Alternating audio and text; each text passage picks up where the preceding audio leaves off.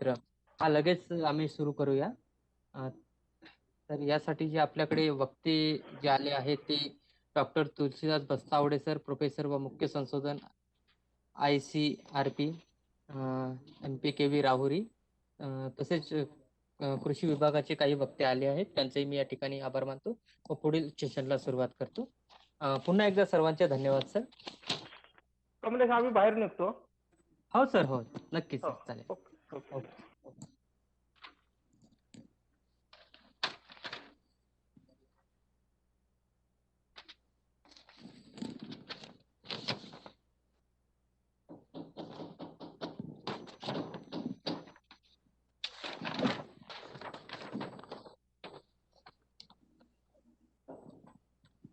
कमलेश, दुसरं हा sir. Session 2 वाजता आहे ना?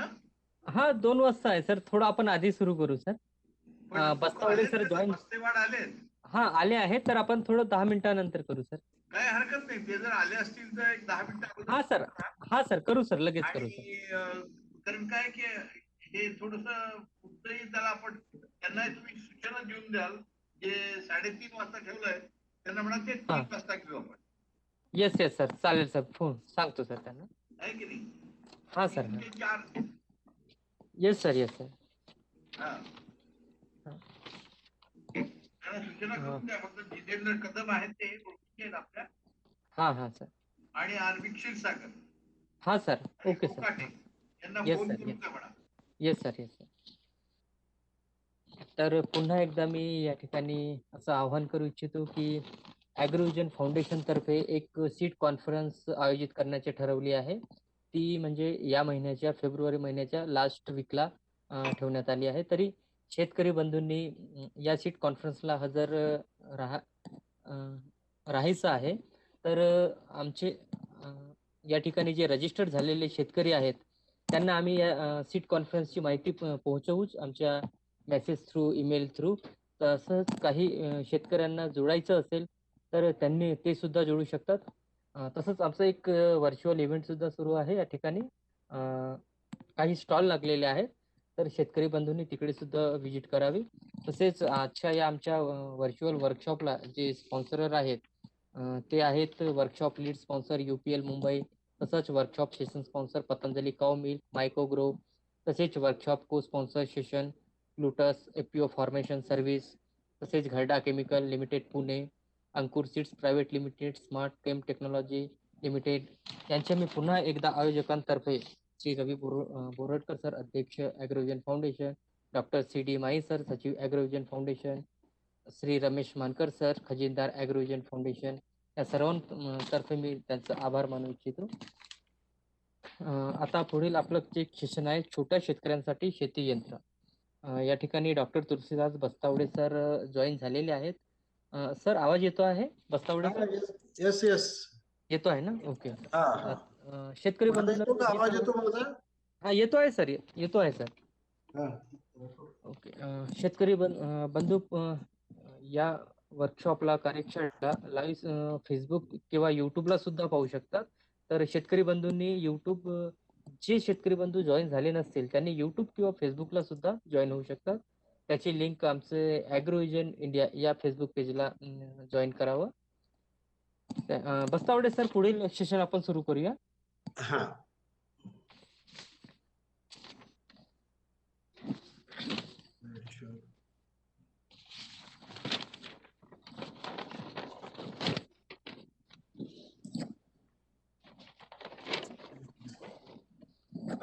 स्क्रीन तर आजच्या सर, हा सर, एक मिनिट सर.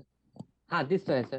तर आजच्या या छोट्या शेतकऱ्यांसाठी शेती यंत्र या विषयी जे होते ते होते लहान शेतीचे यांत्रिकीकरण, गरज आणि त्याचे फायदे, तसेच फार्म मशिनरीज बँक याविषयी बस्तावडे सर माहिती देतील. Bastawade sir, please. हा, Bastewad sir. Bastewad Kamleshji. Sir, sorry sir. Sorry Bastewad. Sir, Bastewad sir. Okay. सुरू ओके. करायचं? हा सर, सुरू करून द्या.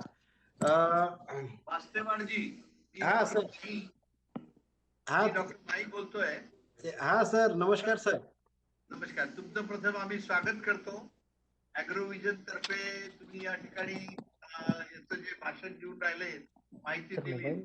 कारण आजकाल यंत्राचं जे तुमच्या शेतीमध्ये मजुरांचा प्रॉब्लेम फार मोठ्या प्रमाणात निर्माण झालेला आहे. मला असं वाटतं आपल्याला कल्पना आहे. हो त्या सर. दृष्टीने आपण यांचं आपल्या याच्यात काय काय संशोधन झालंय आणि आपण कोणत्या गोष्टी शेतकऱ्यापर्यंत नेऊ शकतो याविषयी मला असं वाटतं बास्तेवाड आपण जास्तीत जास्त माहिती द्यावी अशी आमची अपेक्षा आहे. आणि मला माहिती आहे की आपण छान काम केलेलं आहे. महात्मा फुले कृषी विद्यापीठामध्ये अखिल भारतीय समन्वित कृषी अवजारे आणि यंत्र संशोधन प्रकल्पामध्ये आपण काम करतात. मला असं वाटतं की हे एक ऍग्रिकल्चर इंजिनिअरिंग कॉलेज जे आहे ते चांगलं महत्वाचं काम करते. आणि बऱ्याच मला असं वाटतं की दोन्ही अकोला असो किंवा परभणी किंवा हे यांनी बरेच छोटे छोटे अवजार निर्माण केलेले आहेत, परंतु त्याचा प्रसार मला असं वाटतं थोडा जास्त प्रमाणात झालेला नाही. तर याविषयी आपण एक सखोल माहिती द्यावी. पुन्हा एकदा मी अॅग्रोव्हिजन तर्फे आपलं स्वागत करतो आणि आपण भाषणाला सुरुवात करावी, आमच्या शेतकऱ्यांना मार्गदर्शन करावं अशी मी आपल्याला विनंती करतो. हा, धन्यवाद सर. बासवाड सर, तुमच्याकडे 50 ते 50 मिनिटं जवळपास आहेत. बरोबर. ठीक आहे sir. Okay. Okay sir. Okay. आजच्या या प्रशिक्षण कार्यक्रमात उपस्थित सर्व मान्यवरगण आणि माझे शेतकरी बंधू आणि भगिनींनो, आज आपण आत्ताच माई सरांनी सांगितलं की आपल्याला शेतीचं यांत्रिकरण ही काळाची गरज आहे. आणि मग लहान शेतकरी असो, मध्यम शेतकरी असो किंवा मोठे शेतकरी असो, आज जे काही तंत्रज्ञान उपलब्ध आहे ते आज आपल्या शेतकरी बांधवासाठी त्याबद्दल आज आपण माहिती देत आहोत. तर मी प्रथमतः आपल्या देशाचे आदरणीय माननीय परिवहन मंत्री श्री गडकरी साहेब आणि आमचे आदरणीय प्रेरणास्थान श्री माई सर यांचे धन्यवाद व्यक्त करतो की त्यांनी आज मला या ठिकाणी कृषी यांत्रिकरणावर जे शेतकरी बांधवासाठी आज काळाची गरज आहे बोलण्यासाठी मला संधी दिली, त्यामुळे मी त्यांचे धन्यवाद व्यक्त करतो. आणि आजच्या प्रशिक्षणासाठी आपण आज जे विषय आहे की शेतकरी बांधवासाठी जे आधुनिक कृषी अवजार यंत्रे असतील, मग छोटे शेतकरी असेल, मध्यम शेतकरी असेल किंवा मोठे शेतकरी असेल, तर मशागतीपासून ते काढणीपर्यंत जे काय तंत्रज्ञान आहे आज आपण त्यावर चर्चा करू. आज आपल्याला माहित आहे की आज शेतीतले काम जे आहे, आज शेतीतले काम करण्यासाठी आज मजूर वेळेवर उपलब्ध होत नाही, मजुरांची कमतरता आहे. आणि त्याचबरोबर शेतीतले काम जे कष्टदायक आहे ते कष्ट कमी करणे गरजेचं आहे. ग्लोबल वॉर्मिंगमुळे आज शेतीतले कामे वेळेवर आणि योग्य प्रमाणात होणं गरजेचे आहे. आणि सर्वात महत्वाचं म्हणजे आज उत्पादन आणि उत्पादकता वाढवणं आहे. जर आपल्या लोकसंख्येचा विचार केला तर त्यानुसार आपल्याला उत्पादन आणि उत्पादन वाढवणं गरजेचं आहे. आणि आज आपल्याला माहित आहे आपल्या देशाचे आदरणीय पंतप्रधान श्री नरेंद्र मोदी साहेबांनी आज आव्हान दिलेलं आहे की शेतकऱ्याचं उत्पन्न 2022 पर्यंत दुप्पट व्हायला पाहिजे. आणि त्यातीलच महत्वाचा घटक म्हणजे कृषी यांत्रिकरण. तर आज कृषी यांत्रिकरणाशिवाय आपल्याला आज पर्याय नाही. जर आपल्याला लागवडीचा खर्च कमी करायचा असेल आणि उत्पादन जर वाढवायचं असेल तर आज आपल्याला कृषी यांत्रिकरण हा एकमेव पर्याय आहे. आणि त्यामुळे कृषी यांत्रिकरण ही काळाची गरज आहे. आज आपण जे काय आधुनिक तंत्रज्ञान आहे, शेतीसाठी लागणारे जे काय अवजार यंत्रे आहेत, छोट्या शेतकऱ्यापासून तर मोठ्या शेतकऱ्यापर्यंत आणि जमिनीच्या मशागतीपासून ते काढणीपर्यंत आणि काढणी पश्चात तंत्रज्ञान यावर आपण चर्चा करणार आहोत. आज आपल्याला माहित आहे की जवळपास आपलं जे राष्ट्रीय उत्पन्नाच्या जवळपास 14% कृषीचा वाटा आहे आणि 60% जवळपास आपण रोजगार कृषी व त्यावर आधारित उद्योगामधून येतो.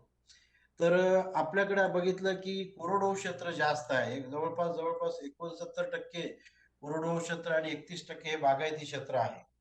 आणि याचा जर विचार केला तर आज आपल्याला जे लोकसंख्येचा विचार केला तर 285 मेट्रिक टन एवढी अन्नधान्याची आपल्याला गरज आहे. आणि उत्पादकता जे 1 टन हेक्टरवर आपल्याला 2 टन हेक्टरवर एवढी करावी लागणार आहे. आणि जे काही आज शेतीतले आपल्याला जे काम मी म्हटलं की वेळेवर होणं गरजेचं आहे, कष्ट कमी होणं गरजेचं आहे. जे काही आपण निविष्ठा वापरतो जसे बी आहे, खते आहे, औषधी आहे, यांचा योग्य प्रमाणात वापर करणं गरजेचं आहे, जेणेकरून आपल्याला लागवडीचा खर्च कमी होऊन उत्पादन आणि उत्पादकता वाढवायचा आहे, म्हणजेच आपल्याला कृषी यांत्रिकरण आहे. तर या कृषी यांत्रिकरणासाठी आपण बघितलं की जर कृषी यांत्रिकरणाचा योग्य प्रमाणे जर वापर केला तर आपल्याला माहित आहे की जवळपास 35 ते 40% पर्यंत हा लागवडीचा खर्च कमी झालेला आहे आणि 10 ते 15% याच्यामध्ये उत्पादनामध्ये वाढ झालेली आहे.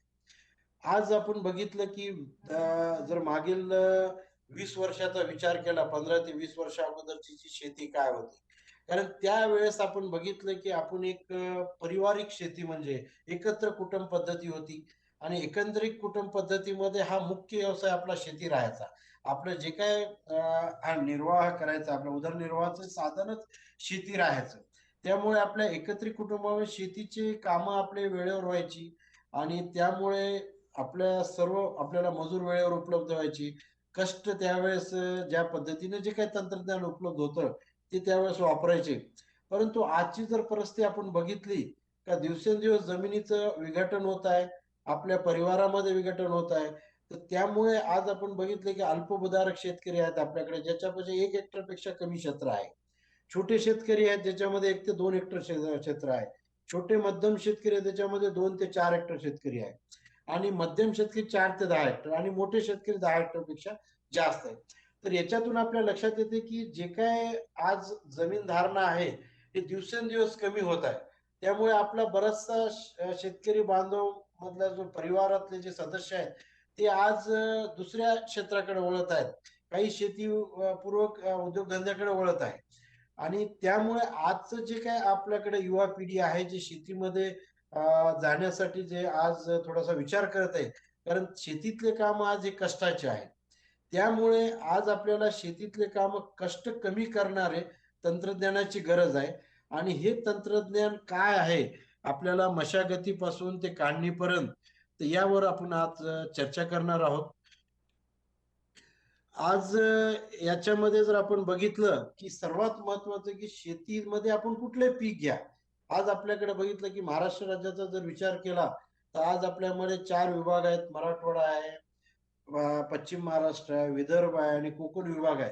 या चारही विभागाचा विचार केला तर त्या ठिकाणची जी पीक पद्धती आहे, मातीचा प्रकार आहे, हवामान आहे आणि शेतकरी बांधवांची गरज आहे, याचा विचार करून आपल्याला या ठिकाणी जे तंत्रज्ञान उपलब्ध आहे आज आपल्या देशामध्ये, आपल्या राज्यामध्ये आणि चारही कृषी विद्यापीठे असेल किंवा विविध संशोधन संस्था असतील, यामध्ये जे काय विकास आज झालेला आहे, संशोधन झालेलं आहे किंवा जे काय आज कृषी अवजार याच्यामध्ये जे उद्योगधंदे आहेत, जे काय उद्योगपती आहेत, त्यांनी काय निर्मित केलेलं आहे, यावर आपण आज चर्चा करणार आहोत.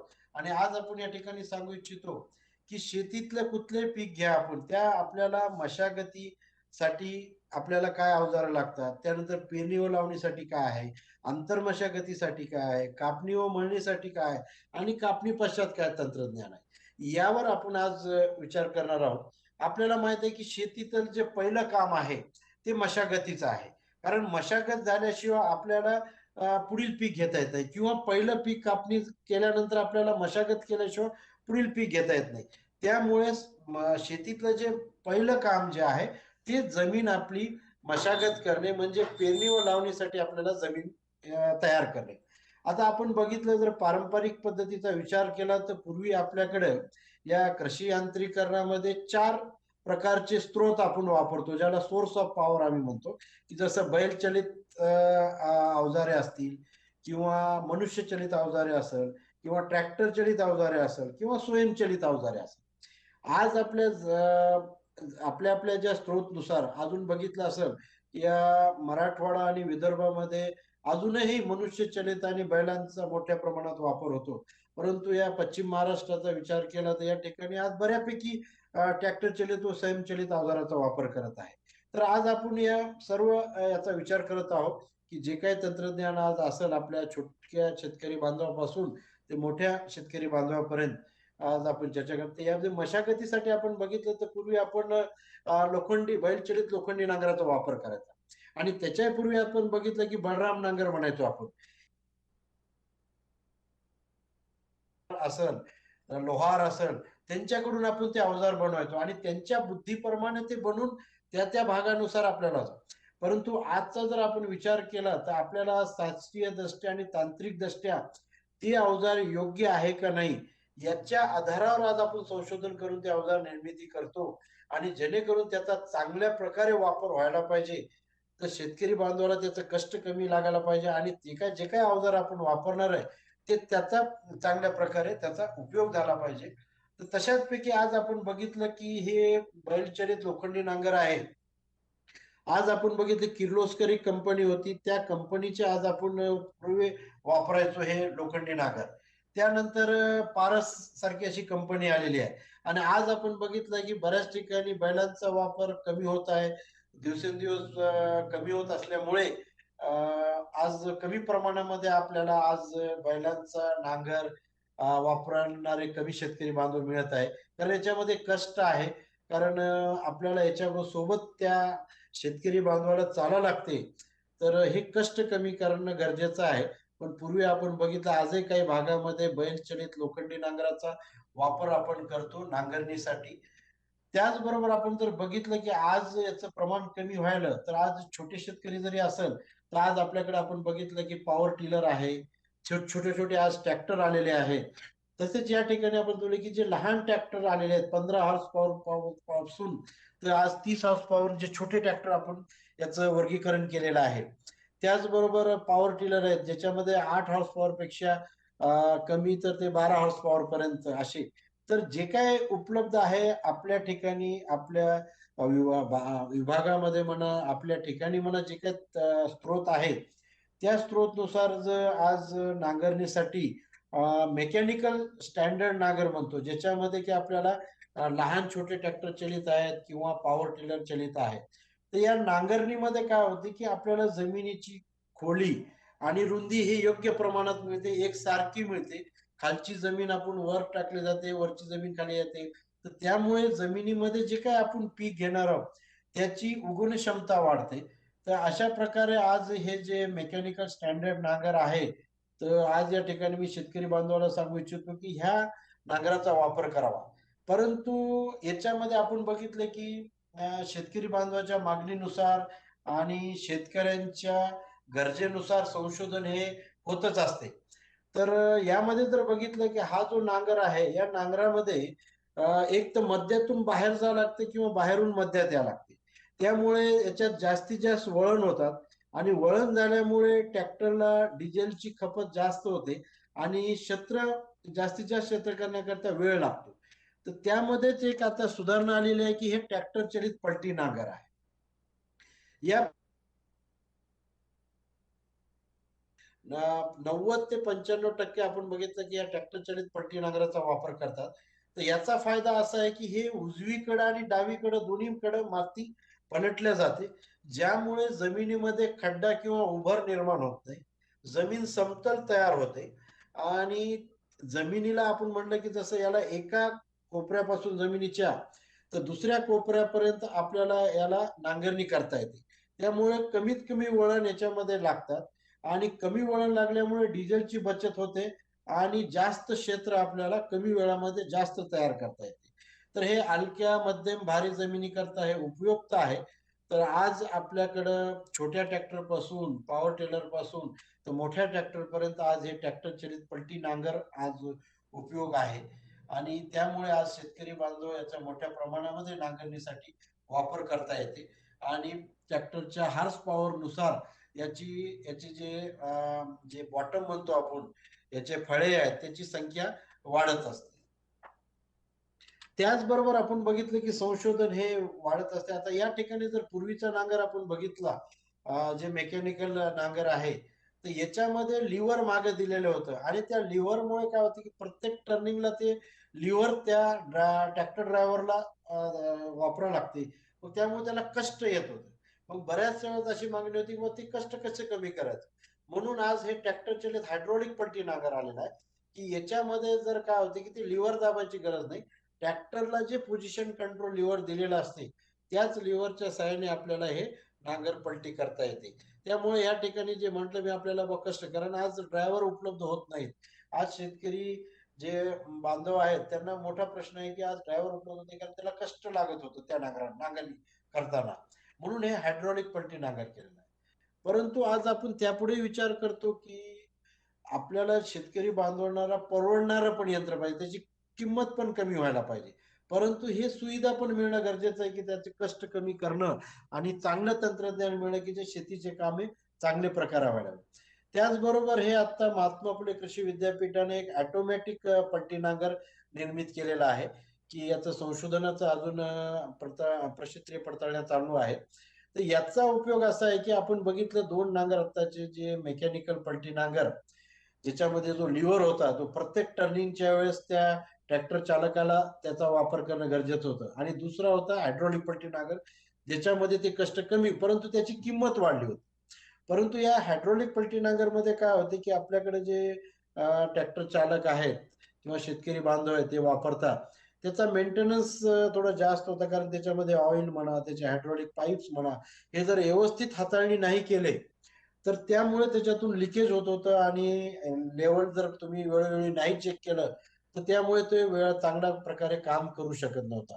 तर ज्याला आम्ही युजर फ्रेंड म्हणतो तर ह्या विचार करून आज ट्रॅक्टर चलित ऑटोमॅटिक पलटी नांगराचा संशोधन झालेलं आहे. तर हे लवकरच आज शेतकरी बांधवासाठी याच्यामध्ये आपण मेकॅनिकल आणि हायड्रॉलिक दोन्हीही याच्यामध्ये नाहीसा करून फक्त ट्रॅक्टरच्या पोझिशन कंट्रोल लिव्हरनं उचललं तर हे पलटी होते.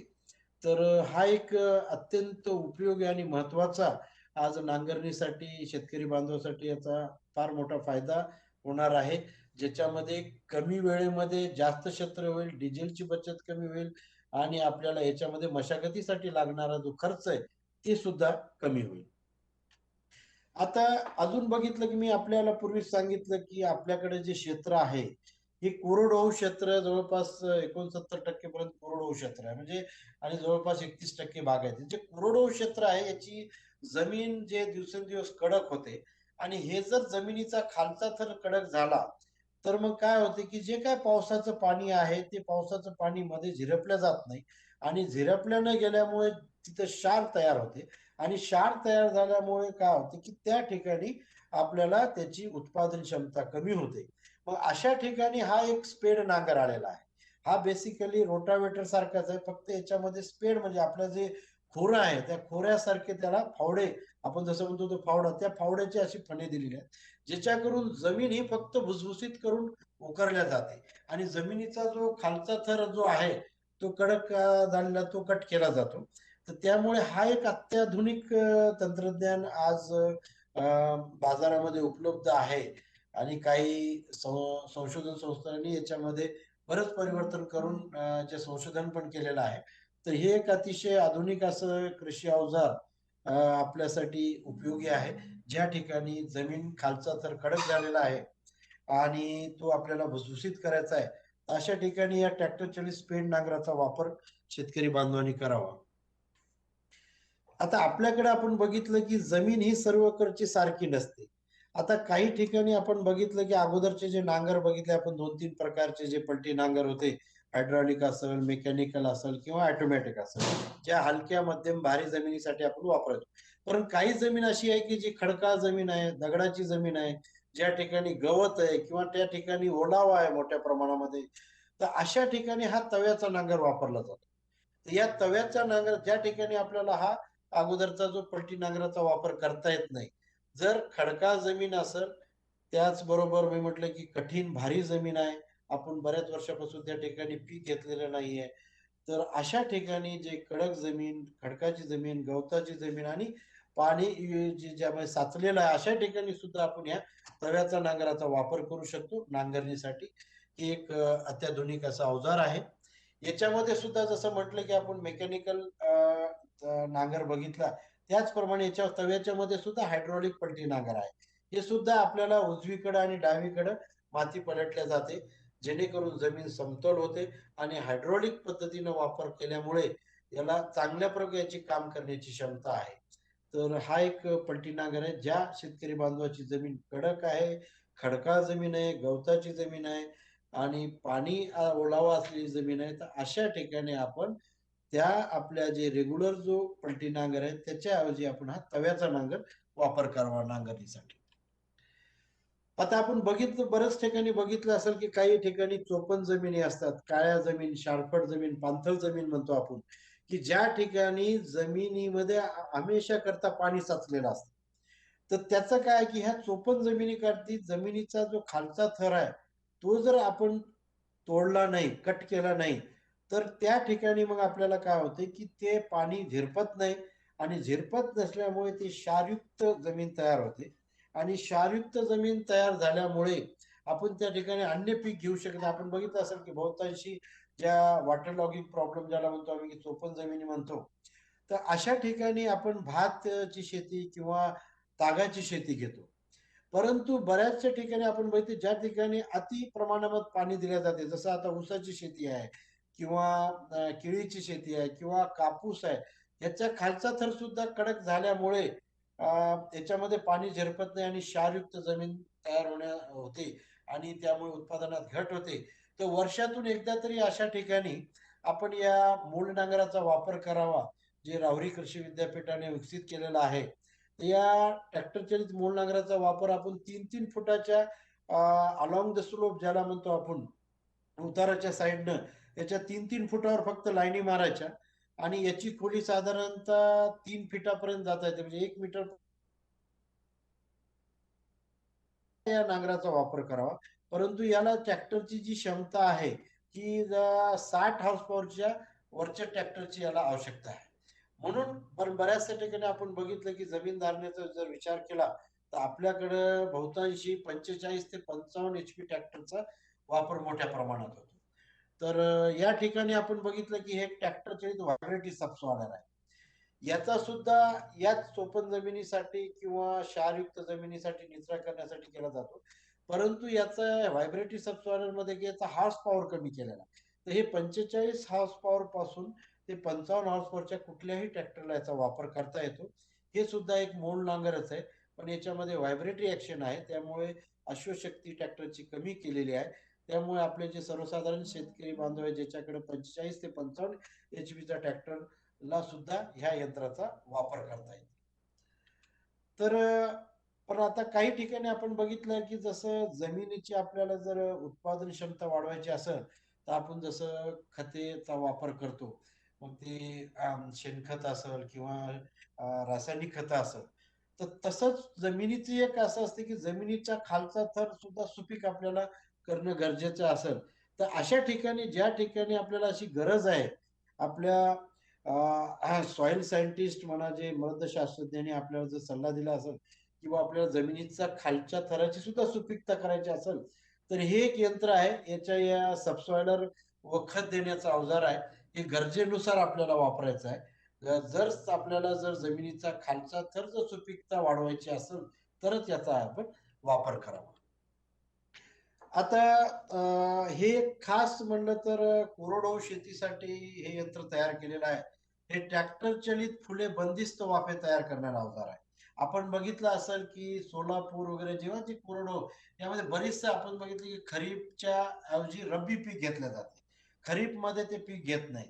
तर असाच जो सोलापूर भागातील शेतकरी बांधवाची मागणी होती, त्या अनुषंगाने राहुरी कृषी विद्यापीठामार्फत एक फुले बंदिस्त वाफे तयार करणारे अवजार आहे.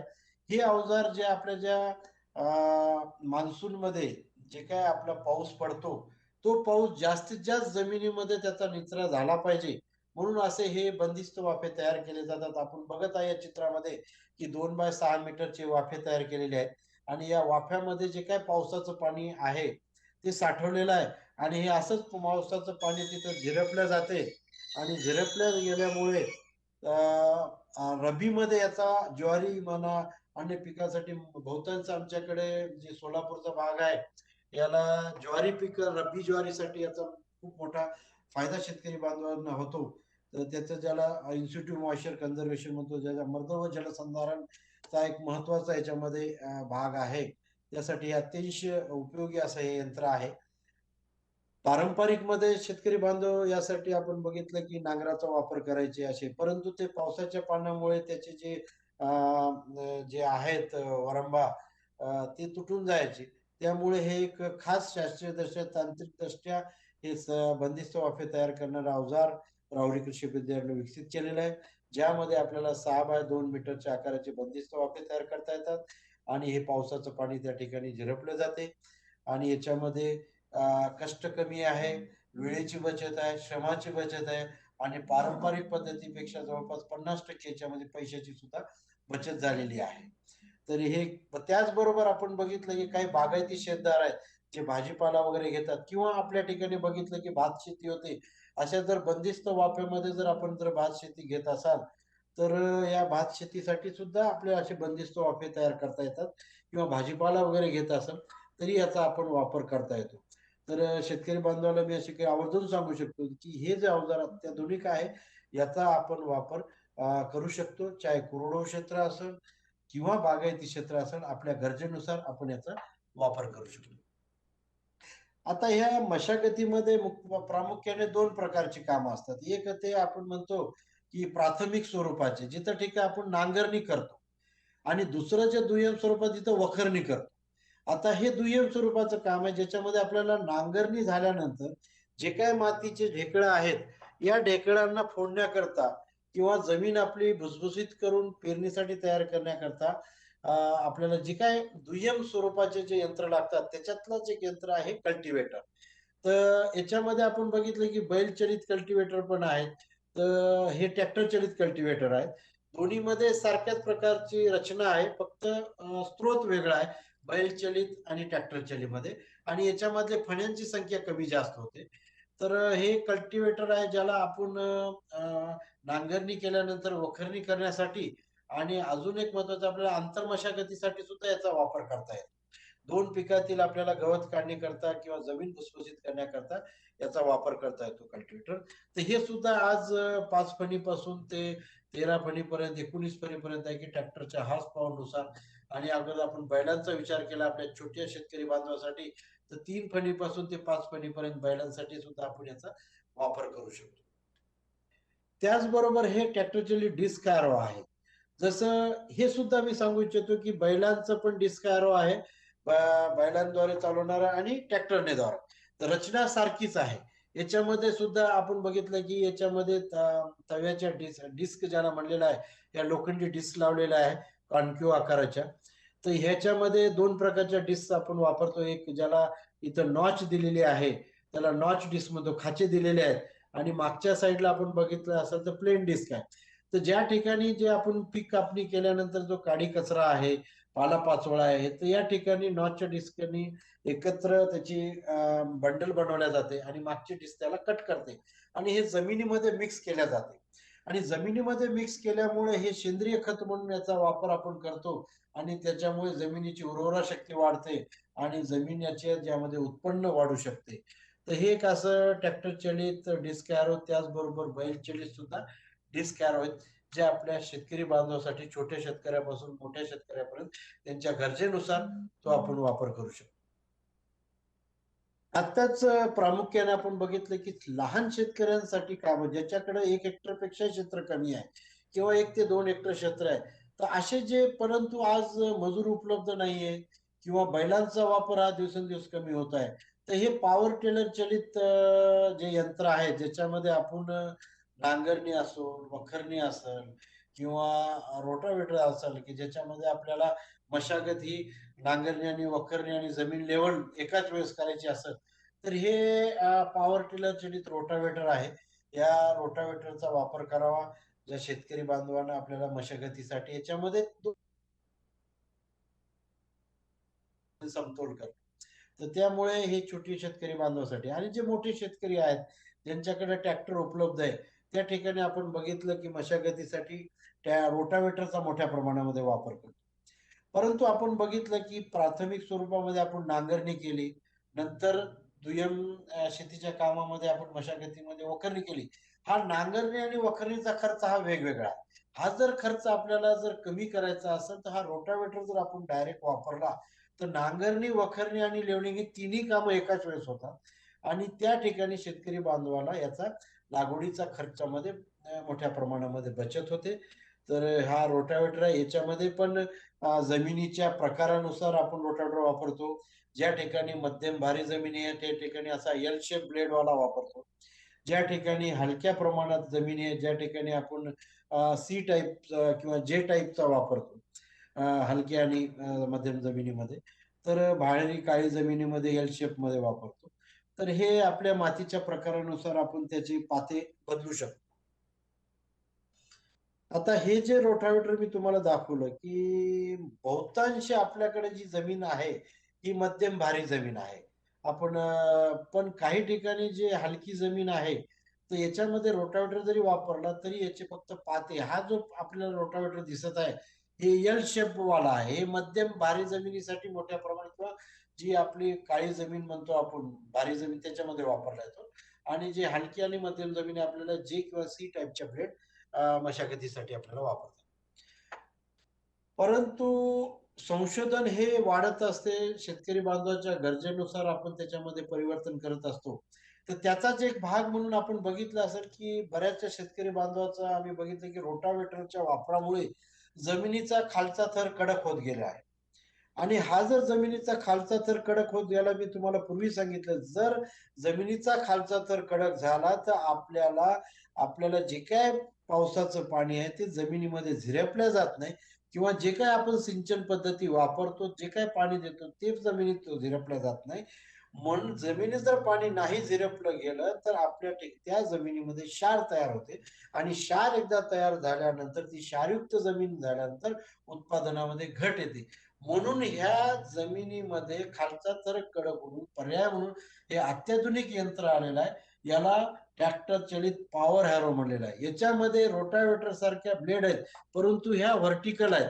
व्हर्टिकल आहेत की याच्यामध्ये काय होतं की जमीन भुसभुशीत होते, जमिनीचा खालचा थर कडक होत नाही. त्यामुळे ज्या बी शेतकरी बांधवांना हे तंत्रज्ञान उपलब्ध असेल, ही एक कंपन्या ज्या मोठमोठ्या कंपन्या झाल्या, लेमकिन म्हणून ही कंपनी आहे जे नागपूरमध्ये यांचं उत्पादन आहे. त्याचबरोबर एक रोहित स्टील वर्क्स, त्याचबरोबर मॅशिओ गॅस परडू, एवढ्या अनेक अशा ज्या मल्टीनॅशनल कंपन्या आहेत हे याचं उत्पादन करत आहेत. तर शेतकरी बांधवांना मी या ठिकाणी अजून आवर्जून सांगतो की जर आपल्याला जमिनीची मशागत करायची असेल तर ह्या पॉवर हॅरोचा जास्तीत जास्त वापर करावा, जेणेकरून की त्याचा लागवडीचा खर्च कमी होईल. कारण याच्यामध्ये प्राथमिक आणि द्वितीय स्वरूपाचे दोन्ही कामं एकाच वेळेस होतात. आणि सर्वात महत्वाचं म्हणजे की सर्वसाधारण आपल्याला जी नांगरणीची खोली 15 सेंटीमीटर पर्यंत लागते ती खोली आपल्याला याच्यामध्ये मिळते. रोटावेटर मध्ये आपल्याला 10 ते 12 सेंटीमीटर पेक्षा जास्त खोली मिळत नाही. तर अशा परिस्थितीमध्ये आपण जर या पॉवर हॅरोचा वापर केला तर आपली नांगरणी, वखरणी आणि लेवलिंग हे तिन्ही कामं एकाच वेळेस होतात आणि आपली जमीन डायरेक्ट पेरणीसाठी तयार होते. तर त्यामुळे शेतकरी बांधवांना मशागतीसाठी एक अत्याधुनिक आणि खूप उपयुक्त असे अवजार आहे. तर ज्या बी शेतकरी बांधवांना हे उपलब्ध आहे त्यांनी याचा वापर जास्तीत जास्त वापर करावा, ज्याच्यामध्ये आपल्याला मशागतीचा खर्च कमी होईल, वेळेची, श्रमाची आणि सर्वांची बचत होईल. आज आपण जसं ही चर्चा केलं की बैलचलित रिजर, आता आपण बघितलं की बऱ्याच ठिकाणी आपल्याला बघितलं की मशागतीसाठी जे आपण बघितलं बैलचलित पासून तर छोटे ट्रॅक्टर असेल किंवा मोठे ट्रॅक्टर पर्यंत, परंतु आता आपली मशागत झालेली आहे आणि आपल्याला आता पेरणी करायची आहे. तर पेरणी व लावणीसाठी आपण काय करतो, वेगवेगळ्या पद्धती वापरतो. फ्लॅट बेड सिस्टम वापरतो, काही सरीवरंबा पद्धती वापरतो, तर काही रुंद सरीवरंबा पद्धती वापरतो. तर ज्या ठिकाणी आज आपण बघितलं की काही पिकं आपल्याला सरीवरंबा पद्धतीवर वापरतो, ज्या ठिकाणी पावसाचं फार महत्व आहे आणि तुम्हाला मी सांगितलं की कोरडवाहू क्षेत्र जास्त असल्यामुळे आपल्याला जास्तीत जास्त पावसाचं पाणी हे जमिनीमध्ये झिरपणं पिकांसाठी उपयुक्त करणं गरजेचं आहे. तसंच हे बैलचलित रेझर आहे, याच्यामध्ये आपल्याला सरीवरंबा पद्धतीने पेरणी लावणी करता येते. त्याचबरोबर पॉवर टिलर चलित रेझर आहे. आज आपल्याला माहित आहे की जे छोटे शेतकरी बांधव आहेत त्यांनी छोटे ट्रॅक्टर किंवा पॉवर टिलर चलित अवजारांचा वापर करावा, जेणेकरून त्यामध्ये मशागतीसाठी असेल किंवा पेरणी व लावणीसाठी असेल या ठिकाणी आपण रिजर सरीवरंबा तयार करण्यासाठी हे रिजर वापरतो, बैल चलित आणि पॉवर टिलर चलित. आता जे ट्रॅक्टर चलित आहे, ज्या शेतकरी बांधवाकडे ट्रॅक्टर उपलब्ध आहे तर अशा प्रकारचे 3 फणी, 2 फणी असे आपण रिजर वापरू शकतो. मग अजून एक मी आपल्याला सांगितलं की बुवा अजून शेतकरी बांधवांचं असं शास्त्रज्ञाला म्हणणं असतं की आम्हाला एकाच यंत्रामध्ये अनेक कामं झाले पाहिजे जेणेकरून त्यांचा लागवडीचा खर्च कमी व्हावा. तसंच एक हे संशोधन झालेलं आहे ट्रॅक्टर चलित रोटो रिझर. याच्यामध्ये रोटावेटर बरोबर आपल्याला रिझर पण दिलेले आहेत. म्हणजे रोटो रिझर दोन्ही कामं एकाच वेळेस होतात आणि डायरेक्ट तुम्ही आपण पिकाची पेरणी लावणी करता येते. तर हे रोटो रिझर मध्ये आपल्या गरजेनुसार रोटावेटर आणि रिझर दोन्ही कामं एकाच वेळेस होतात आणि पिकाच्या वेळेस हे ट्रॅक्टर चलित रोटो रिझर आहे आणि याच्यामध्ये आपल्या गरजेनुसार तुम्हाला जर वाटलं रोटावेटर फक्त वापरायचं आहे तर रिझर काढता येते आणि तुम्हाला वाटलं बा रोटावेटर सोबत रिझरची गरज आहे तर दोन्ही आपल्याला लावून वापरतात. तर म्हणजे शेतीचे अनेक कामे एकाच यंत्राने केलं तर शेतकरी बांधवांना वेगवेगळे यंत्र घेण्याची गरज नाही.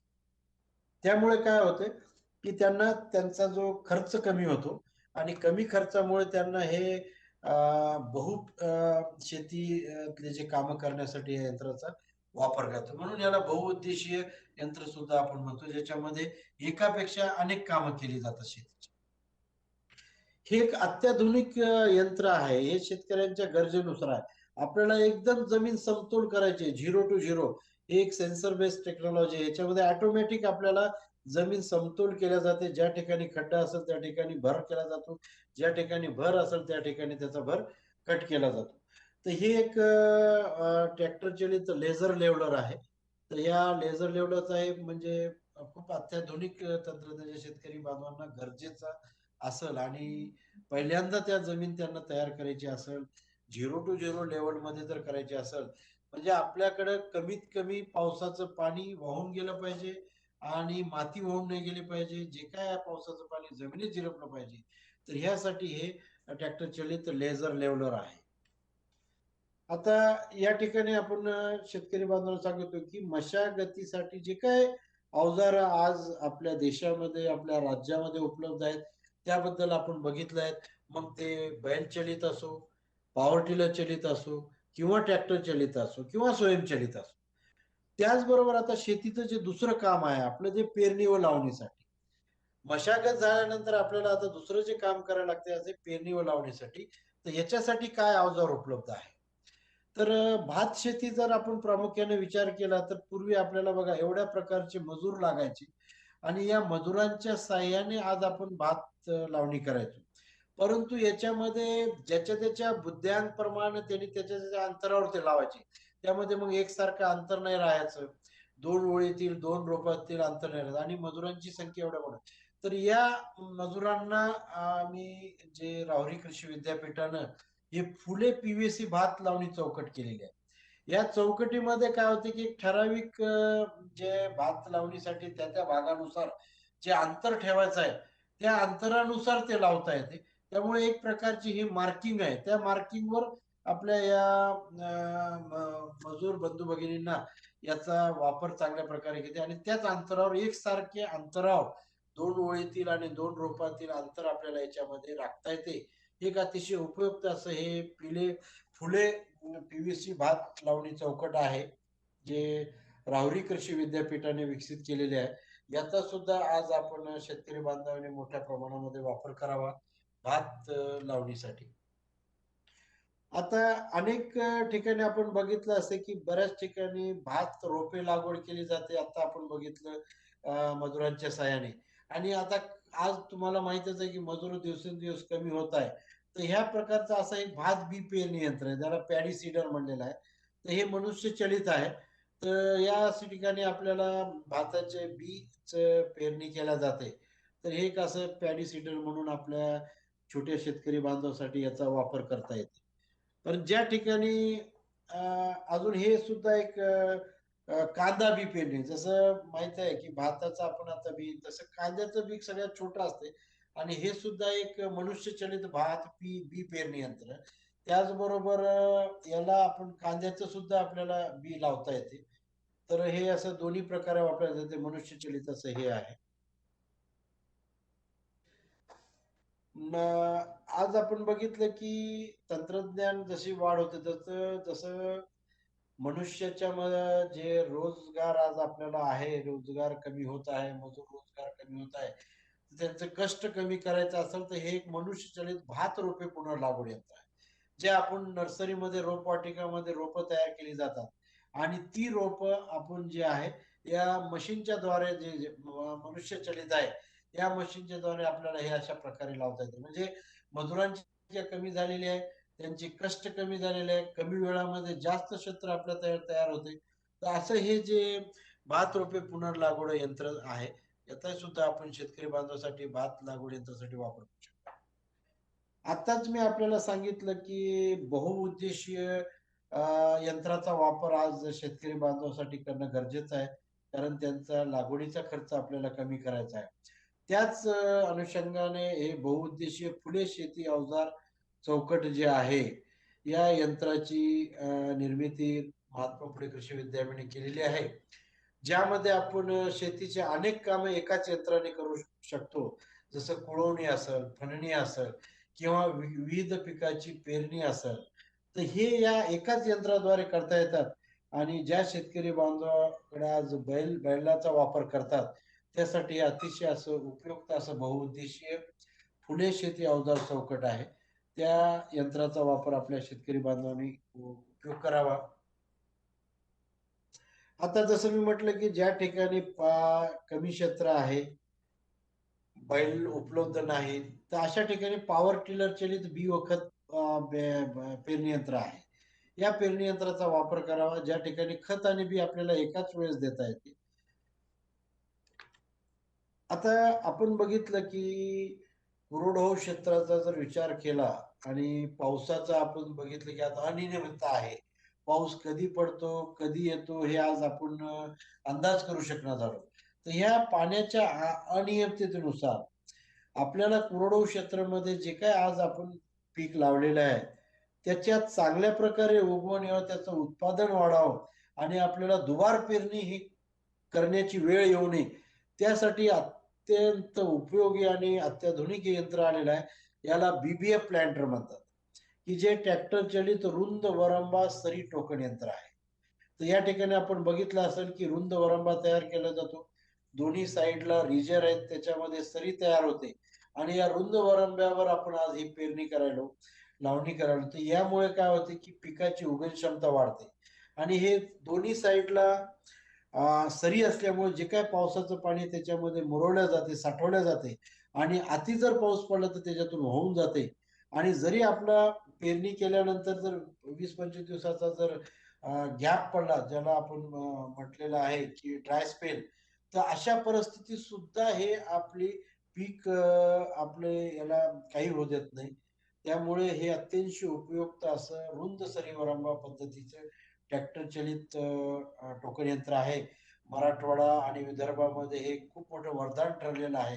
ज्या ठिकाणी पावसाचं प्रमाण कमी आहे, कोरडवाहू क्षेत्र जास्त आहे, तर या ठिकाणी मी पुन्हा शेतकरी बंधू भगिनींना मी आवर्जून सांगू इच्छितो की या बीबीएफ प्लांटरचा मोठ्या प्रमाणात वापर करावा आणि हे आपल्या गरजेनुसार आहे.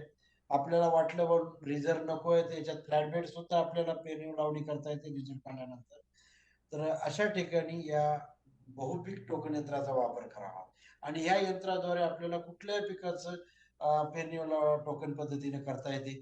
जसं सोयाबीन असेल, तूर असेल, मका आहे, हरभरा आहे, भुईमूग, ज्वारी, उडीद, मूग इथे म्हणजे सर्वसाधारण सर्व पिकासाठी आपल्याला मग तृणधान्य असेल, कडधान्य असेल की गळीत धान्य असेल यासाठी आपल्या सगळ्यांनी याचा वापर करता येते आणि या यंत्रामुळे उत्पादनात वाढ झालेली आहे, लागवडीचा खर्च कमी झालेला आहे, कमी वेळामध्ये जास्त क्षेत्र तयार झालेलं आहे आणि खत आणि बी हे दोन्ही योग्य प्रमाणामध्ये देण्यात येते. तर आता असं अतिशय उपयुक्त असं हे बीबीएफ प्लांटर किंवा ट्रॅक्टर चलित रुंद वरंबा सरी टोकन यंत्राचा वापर आपण करावा. आता आपण बघत आहात की जे शेतकरी बांधवांना जे निविष्ठा आहे त्याच्यातली पहिली निविष्ठा म्हणजे आपलं बियाणे आणि ह्या बियाणे आणि खते या दोन्ही निविष्ठा ज्या आहे याच्या किमती दरवर्षी दिवसेंदिवस वाढत आहे आणि या किमती वाढल्यामुळे शेतकरी बांधवांना आज एका एका बियाची किमतीचं महत्व लक्षात आलेलं आहे. म्हणून एक अत्याधुनिक असं एक रोटो प्लांटर आहे. याच्यामध्ये मशागत झाल्यानंतर किंवा पहिले पीक कापणी केल्यानंतर डायरेक्ट मशागतीसोबत याची पेरणी केल्या जाते. तर हे रोटो प्लांटर आहे. परंतु याला जमीन ही हलक्या प्रमाणाची पाहिजे. आणि प्रामुख्याने आपण जर बघितलं तर आपल्या देशामध्ये पंजाब, हरियाणा, उत्तर प्रदेश आणि काही भाग हा दिल्लीतला ह्या हलक्या जमिनी आहेत. आणि हलक्या जमिनीमध्ये भात लावणी केल्यानंतर गव्हाची डायरेक्ट पेरणी या यंत्राद्वारे केल्या जाते. परंतु आपल्याकडला बराचसा भाग हा भारी जमिनीचा आहे आणि मध्यम भारी जमिनीमध्ये हे थोडस याला कठीण आहे. परंतु चांगल्या प्रकारे वापर केला जातो. पहिल्या पिकाची कापणी केल्यानंतर डायरेक्ट आपण हे यंत्र वापरायचं, ज्याच्यामध्ये वेगळी मशागत करायची गरज नाही. रोटावेटर नंतर डायरेक्ट आपल्याला या प्लांटरद्वारे आपल्याला टोकन पद्धतीने पेरणी करता येते. परंतु आपण बघितलं की ज्या ठिकाणी आपल्याला एकदम ॲक्युरेट ज्याला म्हणतो आपण की 100% 2 ओळीतील आणि 2 रोपातील जर अंतर आपल्याला राखायचं असेल आणि त्या ठिकाणी आपल्याला 1 किंवा 2च बी टाकायचं असेल, तर हे एक अत्याधुनिक असं ट्रॅक्टर चालित हवेच्या दाबावर कार्यान्वित करणारे हे टोकन यंत्र आहे. ज्याच्यामध्ये आपल्याला 1 बी एकाच ठिकाणी किंवा 2 ओळीतील 2 रोपातील अंतर राखून आपल्याला हे वापरता येते. तर असं हे हवेच्या दाबावर कार्यरत असणारं बियाण्याची टोकन पद्धतीने आपल्याला पेरणी करणारं यंत्र आहे. ज्याच्यामध्ये आपल्याला बियाण्याची बचत होते, त्याचबरोबर 2 ओळीतील 2 रोपातील अंतर राखता येते आणि आपल्या गरजेनुसार आपल्याला टोकन पद्धतीनं पेरणी करता येते. आता आपण बघितलं की आपल्याकडे जे पीक पद्धती आहे, ज्याच्यामध्ये जे कंदवर्गीय, मूळवर्गीय पिके आहेत, जे जमिनीच्या खाली उगवल्या जातात. आतापर्यंत आपण काय म्हणजे जे पिकं जमिनीच्या वर उगवल्या जातात, तसे काही पिकं जमिनीच्या खाली, जसं आपण बघितलं की हळद आहे, अद्रक आहे, लसूण आहे, त्याचबरोबर कांदा आहे. आपण जे अनेक असे जे मूळवर्गीय, कंदवर्गीय जे जमिनीच्या खाली, तर ते लावणी करता हे यंत्र आहे. तर हे एक सेमी ऑटोमॅटिक प्रकारचं यंत्र, ज्याच्या यंत्राने आपल्याला हळद, अद्रक, लसूण, आलू अशा अनेक पिकं आपल्याला याच्यामध्ये लावता येतात. एक अतिशय उपयुक्त असं हे यंत्र आहे. जसं आता बघितलं की यात एक, आणि हे बहुउद्देशीय आहे. सर्वात महत्वाचं या ठिकाणी मी सांगू इच्छितो की हे ट्रॅक्टरचे बहुउद्देशीय यंत्र आहे, ज्याच्यामध्ये आपल्याला बटाटा असेल, हळद असेल, लसूण असेल, अद्रक असेल, एकाच यंत्राने आपल्याला लावता येते. आता जसं मी म्हटलं की कांदा हे पहिलं आपण बघितलं असेल पीक हे रोपं लावायचे, परंतु आज मजुरांची कमतरता असल्यामुळे आज मजूर उपलब्ध होत नाही, जे कांदा लागवड करणारे शेतकरी बांधव आहेत. मग त्यांना हे रोपं तयार करणं आणि रोपं लावण्यासाठी आज मजुरांची कमतरता असल्यामुळे शेतकरी बांधवासाठी हा एक मोठा प्रश्न होता. आणि त्यालाच पर्याय म्हणून ट्रॅक्टर चलित कांदा बी टोकन यंत्र आलेलं आहे. मी याच्यापूर्वी सुद्धा आपल्याला दाखवलं की मनुष्य चलित कांदा बी टोकन यंत्र सुद्धा आहे, बैल चलित कांदा बी टोकन यंत्र सुद्धा उपलब्ध आहे. त्याचे सुद्धा आपण अगोदर बघितले. त्याचबरोबर ट्रॅक्टर चलित कांदा बी टोकन यंत्र आहे. तर ज्या शेतकरी बांधवाकडे ट्रॅक्टर असेल त्यांनी ह्या ट्रॅक्टर चलित कांदा बी टोकन यंत्राचा वापर करावा. ज्या शेतकरी बांधवाकडे ट्रॅक्टर नाही त्यांनी मनुष्य चलित किंवा बैल चलित या कांदा बी टोकन यंत्राचा वापर करता येतो. हे आता ट्रॅक्टर चलित कांदा बी टोकन यंत्र आहे. या ठिकाणी आपल्याला मी पुन्हा सांगू इच्छितो की शेतकरी बांधवांना की जरी आज आपण लहान शेतकरी असेल, मोठे शेतकरी असतील किंवा अल्पभूधारक असेल, मध्यम, तर शेतीचं तंत्रज्ञान जे काय आज उपलब्ध आहे, मग ते मनुष्य चलित असेल, बैल चलित असेल, हस्तचलित झालं, मनुष्यचलित झालं, किंवा ट्रॅक्टर चलित असेल किंवा स्वयंचलित असेल, आपल्या आपल्या भागातील आपल्या आपल्या उपलब्धतेनुसार, आपल्या भागातील पीक पद्धतीनुसार, मातीच्या प्रकारानुसार, हवामानानुसार आणि सर्वात महत्वाचं आपल्या गरजेनुसार त्याचा वापर करावा. त्याचप्रमाणे हे ट्रॅक्टर चलित कांदा बी लावणी यंत्र आहे. तर हे जे जास्त क्षेत्र असेल किंवा ज्याच्या मोठं क्षेत्र लागवड करायची असेल कांदा बी, तर हे एक ट्रॅक्टर चलित कांदा बी लावणी यंत्र आहे. या साहाय्याने आपल्याला कांद्याचं, आता ज्या ठिकाणी आपल्याला माहित आहे की जसं आपण बघितलं, जसं आता हे ऊस लागवड यंत्र आहे, ट्रॅक्टर चलित ऊस लागवड, की यामध्ये आपण बघितलं असेल की पूर्वी आपण काय करायचो की बेने कट करायचो, मग 2 डोळे बेने लावायचो, 3 डोळे लावायचो. तसंच हे आता हे जे ऊस लागवड आहे, अख्खा ऊस याच्यामध्ये टाकलं जातं, त्याने ऑटोमॅटिक कट करून 2 डोळे 3 डोळ्याची बेण्याची लागवड करता येते. हे एक इथं कष्ट कमी केलेले आहे शेतकऱ्यांचा, वेळेची बचत झालेली आहे, श्रमाची बचत झालेली आहे आणि त्यामुळे ह्या यंत्रामुळे पैशाची पण बचत झालेली आहे. परंतु आज आपण बघितलं की बऱ्याचशा शेतकरी बांधवांनी रोपाची पुनर्लागवड केल्या जाते. जे नर्सरीमध्ये आपण जे रोपवाटिकेमध्ये रोपं तयार करतो, मग ती ऊसाची रोपं असेल, केळीची रोपं असतील, भाजीपाल्याची रोपं असेल, तर त्यासाठी सुद्धा काय तंत्रज्ञान आहे. त्या अनुदाने की ट्रॅक्टर चलित फुले ऊस रोपे पुनर्लागवड राहुरी कृषी विद्यापीठाने विकसित केलेलं आहे. या यंत्राद्वारे आपल्याला ऊसाची रोपे पुनर्लागवड करता येते. त्याचबरोबर भाजीपाल्याची रोपे असेल, टोमॅटो असेल, वांगे असतील, तर जे काही भाजीपाल्याची पिकं आपल्याला लावता येते. तर असं किंवा केळीचे रोप चलित रोपे पुनर्लागवड यंत्राचा वापर करावा. हे अतिशय उपयुक्त असं यंत्र आहे, ज्याच्यामध्ये मजुरांची कमतरता जी जाणवते ती कमी केलेली आहे. वेळेची, श्रमाची आणि पैशाची बचत केलेली आहे. आता आपण बघितलं की आपल्या पीक पद्धतीमध्ये दिवसेंदिवस बदल होत आहे.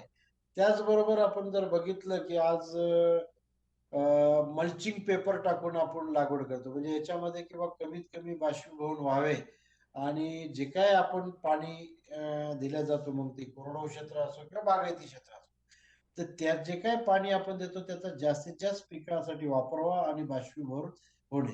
आणि सर्वात महत्वाचं म्हणजे की आज जे काय आपल्या ठिकाणी अं, अं, ज्याला आपण काय म्हणतो की बुवा खरपतवार, म्हणजे ज्या ठिकाणी बुवा जे गवत वगैरे वाढ होते आणि त्याला जो मजूर लागतो आज निंदणी आणि खुरपणीसाठी, तोच खर्च मोठ्या प्रमाणात कमी करायचा असेल तर आज आपल्याला ह्या मल्चिंग पेपर शिवाय पर्याय नाही. आणि ह्या मल्चिंग पेपरमुळे आपल्याला हे जे गवतांचं किंवा याचं खरपतवारांची वाढ होणार नाही. त्याचबरोबर जेवढं पाणी तुम्ही दिलं त्याचा जास्तीत जास्त पिकासाठी उपयोग होईल, बाष्पीभवन कमी होईल आणि त्यामुळे पिकाची वाढ चांगली होईल आणि पिकाची वाढ चांगली झालं तर त्यामध्ये उत्पादनामध्ये वाढ होईल. तर असं हे बैलचलित मल्चिंग यंत्र आहे. त्याचबरोबर आपल्याला मी म्हटलं की बाबा छोटे ट्रॅक्टर असेल, मोठे ट्रॅक्टर असेल, हे ट्रॅक्टर चलित मल्चिंग यंत्र आहे. या मल्चिंग यंत्रामध्ये आपण बघितलं की जसं मी म्हटलं यापूर्वी सुद्धा आपल्याला की एकाच यंत्राद्वारे अनेक कामं शेती जर झाले तर शेतकरी बांधवाचा फार मोठा याच्यामध्ये आर्थिक लाभ होईल. कारण त्यांचा जो काय लागणारा खर्च कमी होतो आणि एकाच यंत्राद्वारे त्यांची शेतीची अनेक कामे केले जातात. त्याच आधारावर हे एक ट्रॅक्टर चलित मल्चिंग यंत्र आहे. यामध्ये आपण बघा की मल्चिंग पेपर टाकला जातो. त्या मल्चिंग पेपरला साईडने मातीचा भर दिला जात आहे.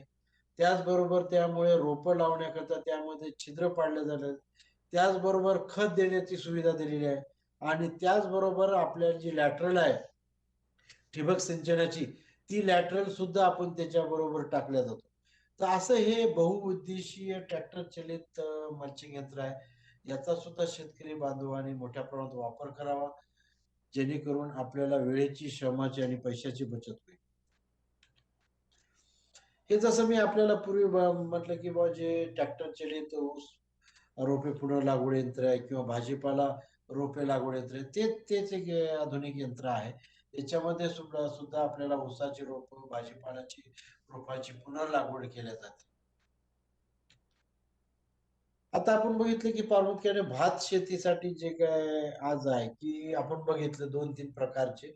आपण ज्या ठिकाणी बी नुसतं जेव्हा पेरतो, त्यानंतर जमिनीच्या खालचे मूळवर्गीय, कंदवर्गीय बघितलं. त्यानंतर ज्या ठिकाणी रोपं लावायचे, ज्याला रोपं लावतो त्याला आपण ट्रान्सप्लांटिंग म्हणतो. तर हे जे एक स्वयंचलित भात रोपे लावणी यंत्र आहे, हे ज्याला पॅडी ट्रान्सप्लांट म्हणतो, ज्या ठिकाणी भाताची शेती मोठ्या प्रमाणात केली जाते. जसं नागपूर विभागात असेल, विदर्भामध्ये आपण बघितलं, त्यामुळे कोकणामध्ये बघितलं, काही पश्चिम महाराष्ट्रामधला भाग आहे. तर किंवा आपल्या देशामध्ये बघितलं, ज्या ठिकाणी भाताची शेती केली जाते, तर ह्या ठिकाणी अतिशय उपयुक्त असं कमी मजुरावर आणि कमी वेळेत जास्त क्षेत्र करणारं आणि योग्य प्रमाणात करणारं हे स्वयंचलित भात रोपे लावणी यंत्र आहे. याच्यामध्ये 6 रो, 8 रो, 12 रो असे अनेक क्षमतेनुसार आपल्याला हे भात रोपे. तर या ठिकाणी शेतकरी बांधव आपण मशागतीसाठी लागणारे सुधारित अवजार यंत्र आहे. त्याचबरोबर पेरणी व लावणीसाठी असेल, मग ते मनुष्यचलित असेल, बैलचलित असेल, ट्रॅक्टर चलित असेल किंवा स्वयंचलित असेल, यावर आपण चर्चा केली. जर शेतीच्या कामानुसार जर आपण बघितलं तर आता मशागती झाली, पेरणी लावणी झाली, आता आपण आंतर मशागतीसाठी आपण विचार करतो की हे सर्वात आज मोठा प्रश्न आपल्या शेतकरी बांधवासमोर आहे की आज मजूर भेटत नाही आणि हे कष्टाचं काम आहे.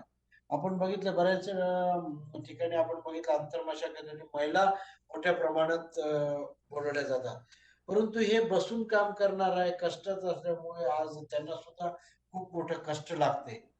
तर आज जे काय आपल्या जर पीक पद्धतीचं बघितलं, 2 ओळीतील अंतराचा विचार केला, सर्वसाधारणच आपण जर पिकाचा विचार केला तर 22.5 आणि 30 आणि 45 सेंटीमीटर हे 2 ओळीतील अंतर राखलं जाते. आणि या अंतराच्या नंतरमध्ये आपण मोठे यंत्र आपण तिथं वापरू शकत नाही. मग हे जसं सायकल कोळपे आहेत, त्याला हात कोळपे आपण म्हणतो. मग याच्यामध्ये बॅटरी ऑपरेटेड आहे, छोटेसे पेट्रोल इंजिन ऑपरेटेड आहे. तर आपल्या गरजेनुसार, आपल्या उपलब्धतेनुसार आज शेतकरी बांधव याचा वापर. भात शेतीचा जर विचार केला तर हे कोनो विडर आहे. फक्त भात शेतीमधलं जे गवत काढण्याकरता याचा मोठ्या प्रमाणात वापर होतो. तर अशा प्रकारचे हे मनुष्यचलित विविध खुरपणी यंत्र जे आहेत, जे गवत काढण्यासाठी आपण शेतकरी बांधवांनी याचा वापर करावा, ज्याच्यामध्ये 2 ओळीतील अंतर हे कमी आहे. पण ज्या ठिकाणी आपण बघितलं की लागवड करतो, पण त्याच्या 2 ओळीतील अंतर जर 45 सेंटीमीटरपेक्षा जर जास्त असेल, 2 फुटापेक्षा जास्त असेल, तर अशा ठिकाणी आपल्याला हे स्वयंचलित काही खुरपणी यंत्र आज बाजारामध्ये उपलब्ध आहेत, ज्याला आपण पॉवर विडर म्हणतो. पॉवर विडरचा वापर आज शेतकरी बांधवांनी मोठ्या प्रमाणात करावा, जेणेकरून आपल्याला 2 ओळीतील आपली जमीन भुसभुशीत करणे, जमिनीतलं गवत काढणे, खुरपणी करणे, अशा अनेक कामं या एका यंत्राद्वारे केल्या जातात. तर असं ज्या ठिकाणी 45 सेंटीमीटरपेक्षा जास्त 2 ओळीतील अंतर असेल, त्या ठिकाणी या स्वयंचलित रोटरी खुरप यंत्राचा वापर करावा. आपण बघितलं आपल्याकडे बहुतांशी ऊस असेल, कपाशी असेल, या पिकामध्ये जे अंतर हे जास्त ठेवलं जाते 45 सेंटीमीटरपेक्षा. तर या ठिकाणी असा आहे याचा मोठा किंवा फळबागे असतील, याच्या ठिकाणी आपल्याला याचा वापर चांगल्या प्रकारे करता येतो. आता ज्या ठिकाणी आता बघितलं की मी आपल्याला यापूर्वी सांगितलं की हे ट्रॅक्टर चलित आहे. ज्या शेतकरी बांधवाकडे ट्रॅक्टर उपलब्ध असेल किंवा ते ट्रॅक्टर स्वतः वापरू शकत नाही पण भाडे तत्वाने ते करू शकत असतील, तर त्या ठिकाणी हे ऊस आणि कपासी मधील पिकामध्ये तण काढण्यासाठी हे असे 3 रो विडर आपल्याला म्हणले आहे.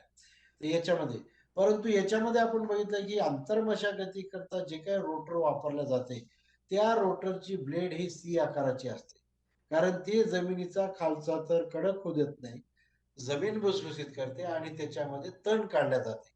तर ह्या ठिकाणी मी शेतकरी बांधवांना सांगू इच्छितो की हे जे आंतर मशागतीसाठी जे काही यंत्र आपण वापरतो, याच्यामध्ये जो ब्लेड आहे रोटावेटर मध्ये, तो सी आकाराचा असतो, जेणेकरून जमिनीचा खालचा तर कडक होणार नाही, जमीन भुसभुशीत होते आणि तण निर्मूलन केलं जातं. आता आपल्याकडे जे फळबागा आहेत, आपण बघितलं विदर्भामध्ये, आपण बघितलं मोठ्या प्रमाणामध्ये संत्रा आहे, अलग लक्षात. त्याचबरोबर पश्चिम महाराष्ट्रात विचार केला तर द्राक्ष आहे, डाळिंब आहे. कोकणामध्ये विचार केला तर आंबा आहे, चिकू आहे. तर आपल्या राज्याचा विचार करा, आपल्या देशाचा विचार करा की फळबागेसाठी हे आंतर मशागतीचं आपण बघितलं की 2 ओळीचं तर आपण आपल्याला मशागत करता येते, तण निर्मूलन करता येते, जमीन आपल्याला रोटावेटर. परंतु 2 झाडातील जर आपल्याला तण काढायचं असेल तर ही खूप मोठी समस्या शेतकरी बांधवांसमोर होती, कारण त्याला मजुराशिवाय पर्याय नव्हता आणि 1 एकर काढण्याकरता सर्वसाधारण 4 ते 5 हजाराचा खर्च येत होता. आता हा खर्च कमी करण्यासाठी आम्हाला मागणी शेतकरी बांधवाची आलेली होती, म्हणून राहुरी कृषी विद्यापीठानं हे ट्रॅक्टर चलित फुले हायड्रो मेकॅनिक नियंत्रित तण काढणी यंत्र विकसित केलेलं आहे. हे यंत्र 2 झाडातील, फळबागेतील 2 झाडातील आपल्याला तण निर्मूलन करता येते, तण काढणी करता येते. त्याचबरोबर याच्यामध्ये एक सुविधा दिलेली आहे की आपल्याला 2 ओळीतील जरी काढायचं असेल तर एक लॉकिंग सिस्टम मध्ये आहे, त्या लॉक जर केलं तर आपल्याला 2 ओळीतील सुद्धा काढता येते. आणि हे सेन्सर बेस्ड टेक्नॉलॉजी आहे, मेकॅनिकल नियंत्रित याच्यामध्ये एक सेन्सर लावलेला आहे. हे झाडाला टच झालं की ते झाड बाहेर येते आणि त्याचा जो जेवढा काय ऑब्स्टॅकल आहे संपला का तो पुन्हा 2 झाडाच्या मध्ये जाते. तर हे अतिशय उपयुक्त असं 2 झाडातील तण निर्मूलनेसाठी हे अतिशय उपयुक्त असं हे ट्रॅक्टर चलित पुरे हायड्रो मेकॅनिक नियंत्रित तण काढणी यंत्र आहे. हे छोट्या ट्रॅक्टरसाठी उपलब्ध आहे आणि मोठ्या ट्रॅक्टरसाठी सुद्धा उपलब्ध आहे. तर खास हे ऊस शेतीसाठी रिव्हर्स फॉरवर्ड रोटावेटर विकसित झालेला आहे, ज्याच्यामध्ये आपण बघितलं की ऊसाची लागवड केल्यानंतर आपल्याला बाळ बांधणी आणि मोठी बांधणी करावी लागते. आणि या बाळ बांधणी आणि मोठी बांधणीमध्ये आपल्याला ऊसाला भर द्यावा लागतो. आणि हे यंत्र जे आहे भर देणं, त्याचबरोबर अंतर्मशागत करणं, तण निर्मूलन करणं अशा उपयोगासाठी अतिशय उपयुक्त आहे. हे फॉरवर्ड रिव्हर्स रोटावेटर म्हणून अतिशय उपयुक्त असं ऊस शेतीसाठी. तर आंतरमशागतीसाठी आज आपण बघितलं, मग ते मनुष्यचलित असेल, ट्रॅक्टर चलित असेल, पॉवर टिलर चलित असेल, तर ह्या अनेक याचा आपण स्वयंचलित असतील याचा आपण उपयोग बघितलेला आहे. आता या आंतरमशागतीनंतर आपलं जे काम आहे ते शेतीचे कीटकनाशक फवारणी व धुरणी यंत्र. तर याच्यामध्ये प्रामुख्याने आपण बघितलं असेल की 2 प्रकारचे आपण फवारणी करतो, ज्याच्यामध्ये आपल्याला लिक्विड म्हणजे आहे द्रव तयार केलं, आपण मिश्रण तयार केलं, पाणी आणि औषधाचं मिश्रण तयार केलं आणि ते मिश्रण आपण फवारणी केल्या जाते. आणि ज्याच्यामध्ये पावडर आहे, फक्त पावडरचा धुरळणी करायची आपल्याला, पावडर फक्त शिपडायचं आहे शेतामध्ये, तर त्याला आपण धुरळणी म्हणतो. तर फवारणी आणि धुरळणी ज्या ठिकाणी आपल्याला पाण्याचं मध्ये द्राव तयार केलेला आहे त्या औषधाला मिक्स करून तिथं फवारणी केल्या जाते. आणि ज्या ठिकाणी आपल्याला पावडर धुरळणी फेकल्या जाते आणि धुरळणी म्हणतो, तर असं हे फवारणी आणि धुरळणी यंत्राचा आपण वापर करतोय. तर हे हस्तचलित असं रोटरी डस्टर आहे, ज्याच्यामध्ये पावडर आपण धुरळणी केल्या जाते आपल्या या पिकावर जे काय रोग प्रादुर्भाव रोखण्यासाठी. त्याचबरोबर हे एक मिस्ट ब्लोअर कम डस्टर आहे, ज्याच्यामध्ये आपल्याला फवारणी पण करता येते आणि धुरळणी पण करता येते. तर हे एक असं, याच्यामध्ये आपण बघितले अनेक प्रकारचे आलेले आहेत, बॅटरी ऑपरेटेड आलेले आहेत, इंजिन ऑपरेटेड आलेले आहेत. तर हे सुद्धा आज 2 in 1 पण आलेले आहेत. आज बॅटरी ऑपरेटेड कम पेट्रोल इंजिन पण असे पण आलेले आहेत. हे एक डस्टर आहे, ज्याला मी म्हटलं की याच्यामधून आपण जसं पावडर करतो तसं रासायनिक खत आहे, जसं आपलं युरिया आहे, NPK आपल्याला द्यायचं आहे, तर त्याचे आता आपण ब्रॉडकास्टिंग केल्या जाते, धोरणी केल्या जाते. तर हे एक अतिशय उपयोगी असं आहे, ज्याचे छोटे शेतकरी आहेत आपले बांधव, ज्यांच्याकडे क्षेत्र कमी आहे आणि त्यांच्यासाठी अतिशय उपयुक्त असं हे फवारणी व धोरणी यंत्र आहे. आता आपण बघितलं की कष्ट कमी करायचं, आपण एका साईडनं बोलतोय, तर एक बाजूचा विचार केला तर शेतकरी बांधवाचं कष्ट कमी करायचं आज हे सोलार बॅटरी, जे सौर ऊर्जे चलित बॅटरी फवारणी यंत्र आहे. याच्यामध्ये आपल्याला जे आहे फक्त आपल्याला बॅटरीच्या ऐवजी आपण सौरचा वापर केलेला आहे, सौर चलित बॅटरी. त्याच्यामध्ये अनेक प्रकारचे आपण बघितलं की बॅटरी चलित आहे, सोलार ऑपरेटेड आहे, इंजिन ऑपरेटेड आहे. तर ह्या जे काय आपल्याकडे आहे आज उपलब्ध सामग्री, मग 2 in 1 असेल का सिंगल ऑपरेटेड असेल, तर याचा आपण फवारणी धोरणी यंत्राचा वापर करावा, जेणेकरून आपल्या पिकावरील रोग प्रादुर्भाव रोखण्यासाठी अतिशय महत्वाचा आणि उपयोगी ठरेल. आता आपण हेच तसं बैलचलित फवारणी यंत्र आहे, ज्याच्यामध्ये आपल्याला बैलच्या साहाय्याने हे ओढल्या जाते आणि याच्यावर नोझल्स आहेत, 10-12 नोझल आपण वापरू शकता आणि नोझलच्या साहाय्याने पिकावर याची आपल्याला फवारणी करते. याला बूम स्प्रेअर असे म्हणतो किंवा पॅड सन स्प्रेअर. त्याचबरोबर इथं फक्त स्त्रोत आपण बदललेला आहे, त्या ठिकाणी बैलांचा स्त्रोत होता, या ठिकाणी पॉवर टिलर चलित स्त्रोत वापरलेला आहे. स्त्रोत फक्त बदलला, यंत्रणा तीच आहे, त्याची रचना तीच आहे. त्यामुळे बरेचसे शेतकरी बांधव कष्ट कमी करण्यासाठी या पॉवर टिलर चलित स्प्रेअरचा वापर करतात. त्याचबरोबर आपण बघितलं की आज ट्रॅक्टर चलित, आज आपल्याला सर्वांना माहित आहे की विदर्भामध्ये आपले जे शेतकरी बांधव, एक दुःखद घटना झाली होती, ज्या माध्यमातून बघितले की फवारणीचा जर वापर योग्य प्रमाणात नाही झाला सुरक्षेच्या दृष्टीनं तर फार मोठी हानी होऊ शकते हे आपण अनुभवलेलं आहे. त्याच आधारित आज शासनाने म्हणा एक मोठा कायदा काढलेला आहे ज्याच्यामध्ये सुरक्षेच्या दृष्टीनं चाहे औषधी निर्माते असो किंवा औषध वापर करणारे आपले ग्राहक असो आपले शेतकरी बांधव असो त्यांनी सुरक्षा करणं गरजेचं आहे. मग त्याच्या नाका तोंडात किंवा डोळ्यामध्ये हे औषध नाही गेलं पाहिजे या दृष्टीनं त्यांनी काळजी घेणं गरजेचं आहे. तर यासाठी असं त्या सुरक्षेच्या दृष्टीनं हे हाय ग्राउंड क्लिअरन्स ज्याला म्हणतो हे बूम स्प्रेअर आहे ज्याच्यामध्ये कॅबिन आहे. त्या कॅबिन मध्ये बसून तो शेतकरी बांधव वापरतो त्यामुळे त्याला कुठल्याही प्रकारची विजा होत नाही आणि कमी वेळामध्ये तो जास्त एअर बूम स्प्रेअर आहे जे ऍडव्हान्स आहे अत्याधुनिक आहे. आताच मी आपल्याला सांगितलं की आपल्याकडे जे काही तंत्रज्ञान उपलब्ध आहे मशागतीपासून ते काढणीपर्यंत आणि काढणी पश्चात तंत्रज्ञान हे पीक पद्धतीनुसार सुद्धा अवलंबून आहे.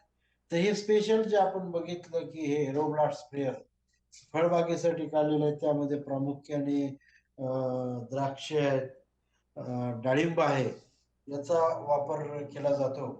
तर बऱ्याचशा आपण बघितलं की आपल्याला बाजारामध्ये उपलब्ध येतात की पोमो मास्टर ग्रेप मास्टर ज्या पीकनुसार त्याला नाव दिलेलं आहे.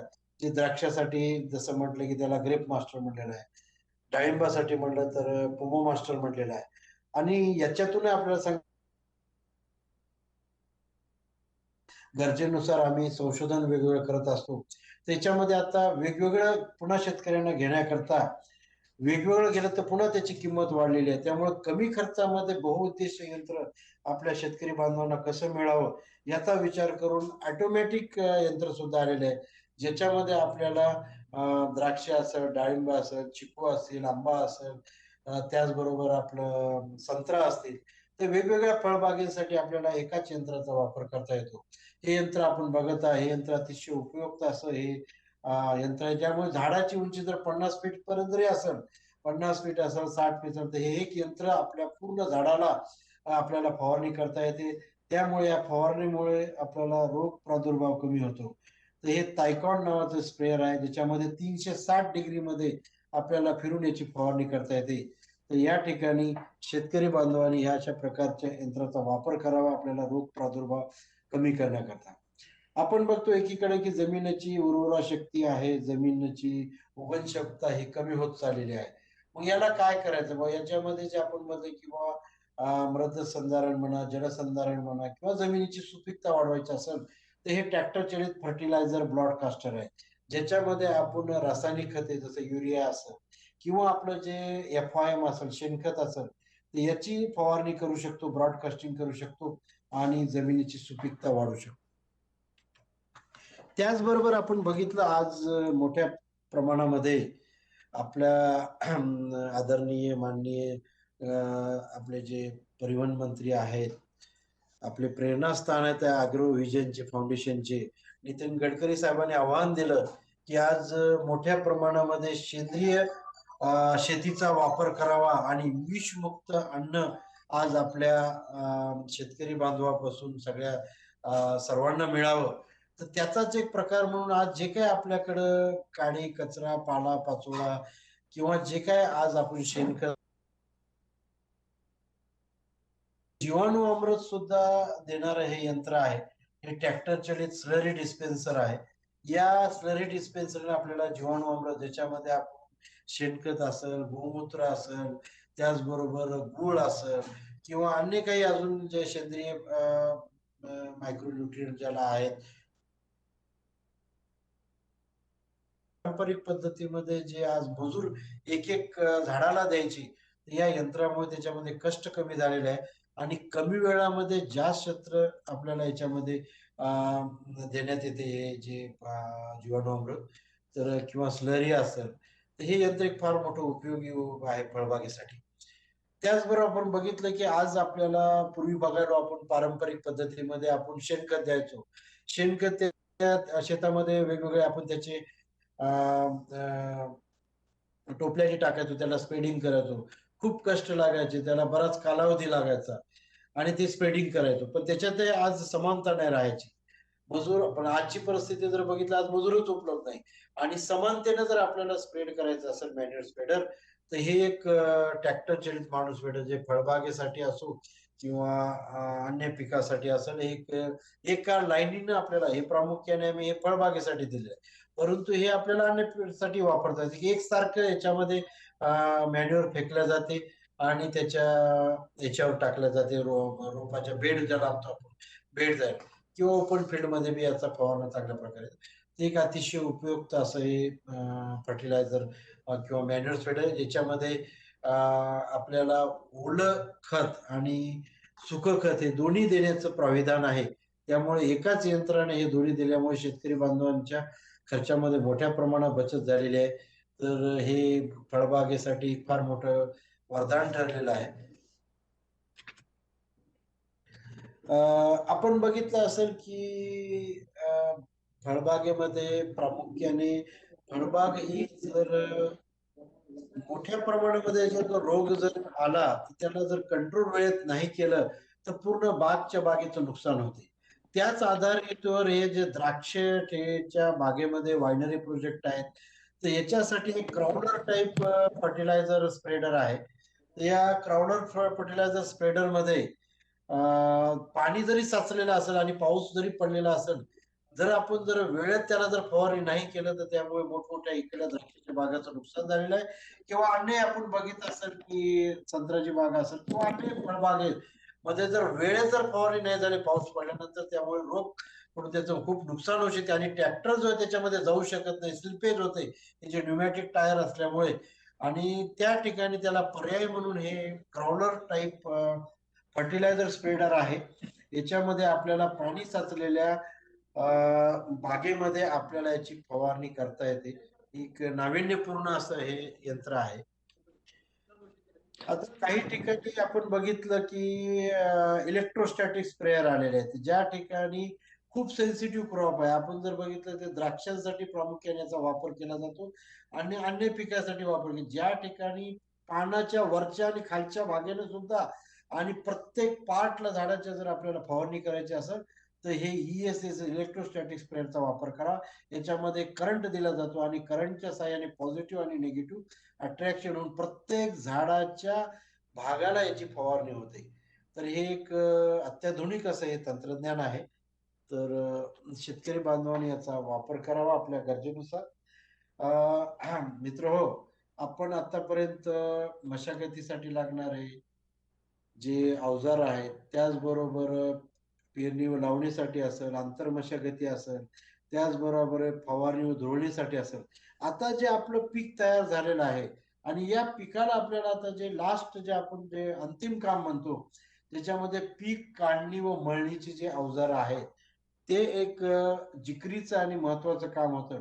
याच्यामध्ये आपल्याला मी सांगू शकतो की खूप सारे मनुष्यचलित हस्तचलित अवजार आहेत, ज्याच्यामध्ये मका सोडणी यंत्र आहे, भुईमुग शेंगा फोडणी यंत्र आहे, त्याचबरोबर भेंडी कात्री आहे, सायकल बस्तेवाडजी, येस सर. आता बाकीचे 2-3 स्पीकर आहेत, माझं वाटतं की आता जरा 5 मिनिटात तुम्ही त्याला जरा, कारण आपला झालं सर, शेवटचाच भाग चालू आहे, हो. 5 मिनिटामध्ये हो. तर असं हे हस्तचलित वगैरे मनुष्यचलित अवजार आपण मिळाले. त्याचबरोबर हे जसे काही झेले आहेत, आंबा झेला, चिकू झेला, जसं लिची आहे किंवा आपण त्याच्यासाठी वापरतो.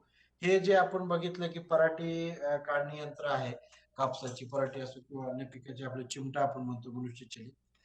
त्याचबरोबर हे जे काय बैलचलित कंदमूळ वर्गीय पीक काढणी यंत्र, मग आपल्या भुईमुग असेल किंवा जे काही पिकं जे आपल्याला आलू असेल, बटाटा, अद्रक वगैरे सर्वांसाठी आपल्याला वापरता येते. हे बैलचलित आणि स्वयंचलित असे 2 यंत्र आहेत ते. त्यामुळे हे पीक कापणी यंत्र आहे. आपल्याकडे जे भाताची शेती आहे, गव्हाची शेती आहे किंवा याच्यासाठी हे आपण रिपर वापरले जाते. हे छोटे छोटे शेतकरी बांधव, हे त्याच्यात ट्रॅक्टर चालित सुद्धा आहे आणि हे स्वयंचलित आहे. याच्यामध्ये पीक कापणी केल्यानंतर पेंड्या पण बांधल्या जातात, गठ्ठे पण त्याच्या पेंड्या पण तयार केल्या जातात. हे एक अतिशय उपयोगी असं पीक कापणी म्हणे. ज्या शेतकरी बांधवाकडे ट्रॅक्टर उपलब्ध आहे त्यांनी या ट्रॅक्टर चलित रिपर बाइंडरचा वापर करावा, ज्या ठिकाणी कापणी आणि त्याच्या पेंड्या बांधल्या जातात. हे एक ऊस ट्रॅक्टर चलित कापणी यंत्र आहे.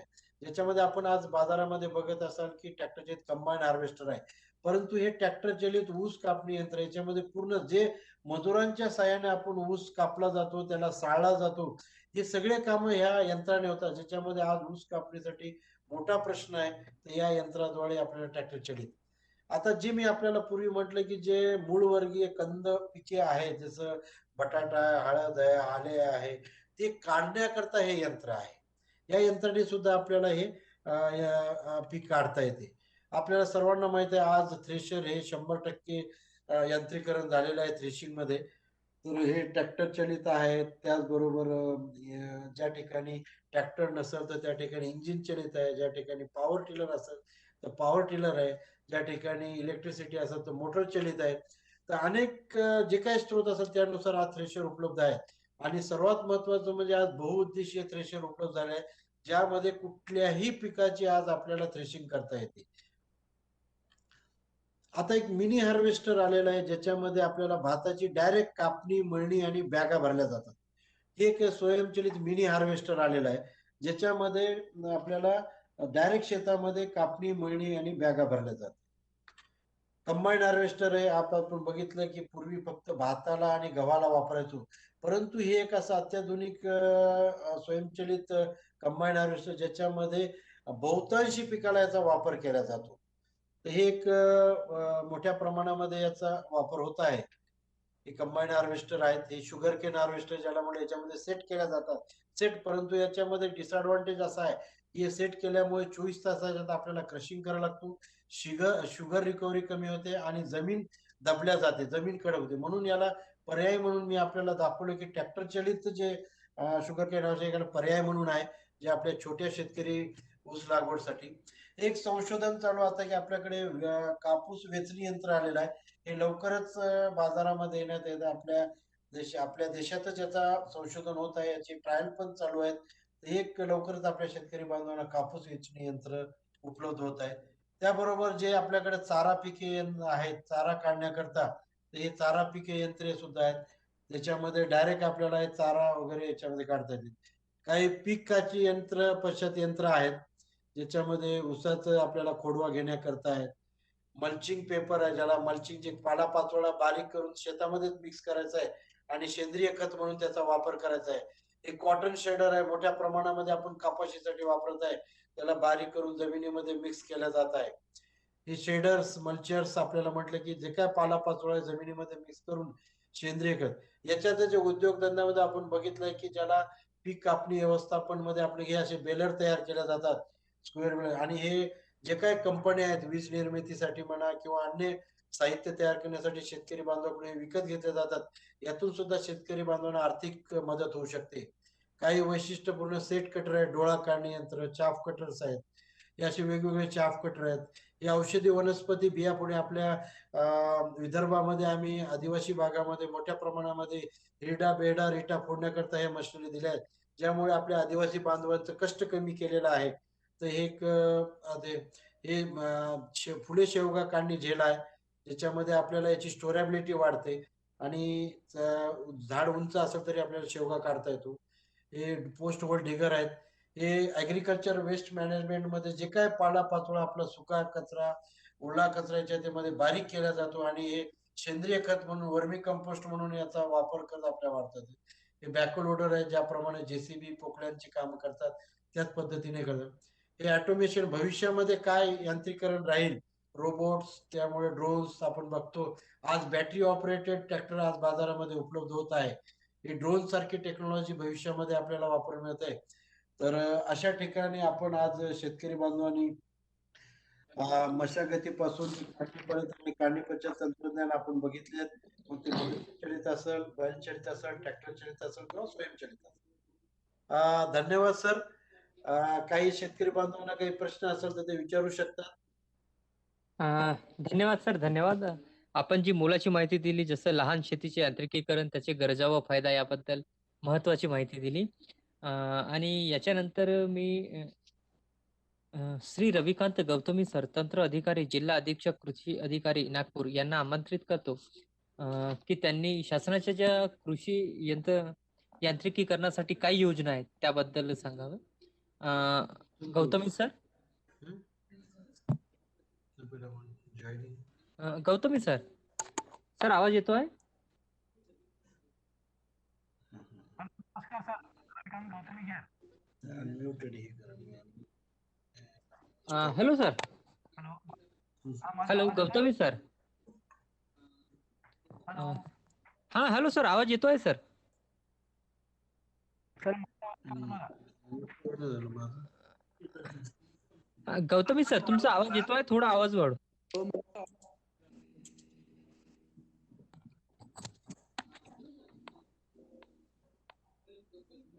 हॅलो. हॅलो, आवाज येतोय सर? हॅलो. सर, माझा आवाज तुम्हाला येतोय? हा येतोय सर, येतोय येतोय. क्वेश्चन आन्सर असणार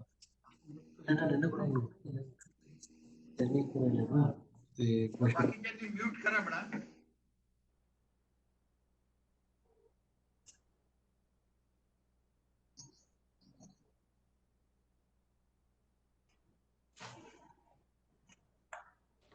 गौतमी सर बोला. तर नमस्कार सर, मी माझा सेशन सुरू करू का? हा सर, करा सर. स्टॉप केलं.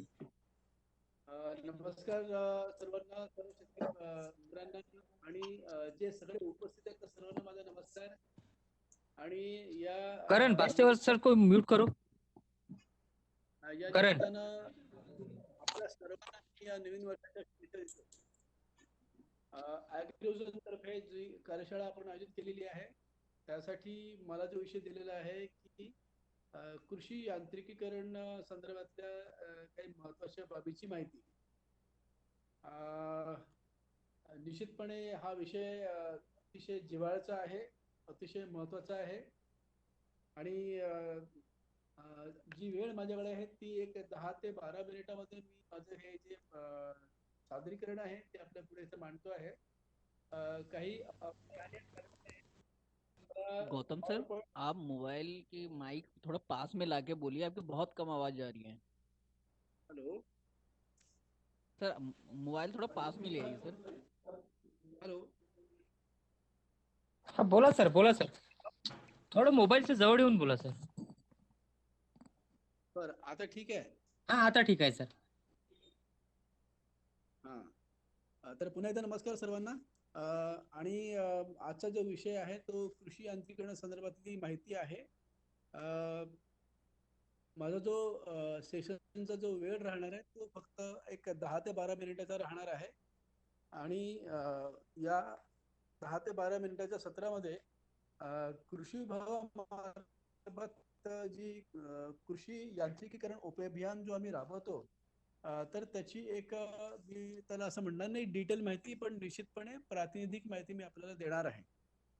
आणि जे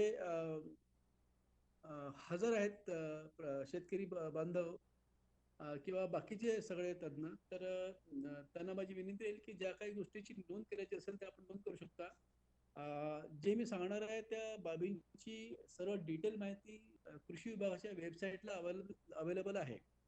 तरी परंतु काही महत्त्वाच्या बाबी मी आपल्या पुढे या ठिकाणी मांडणार आहे.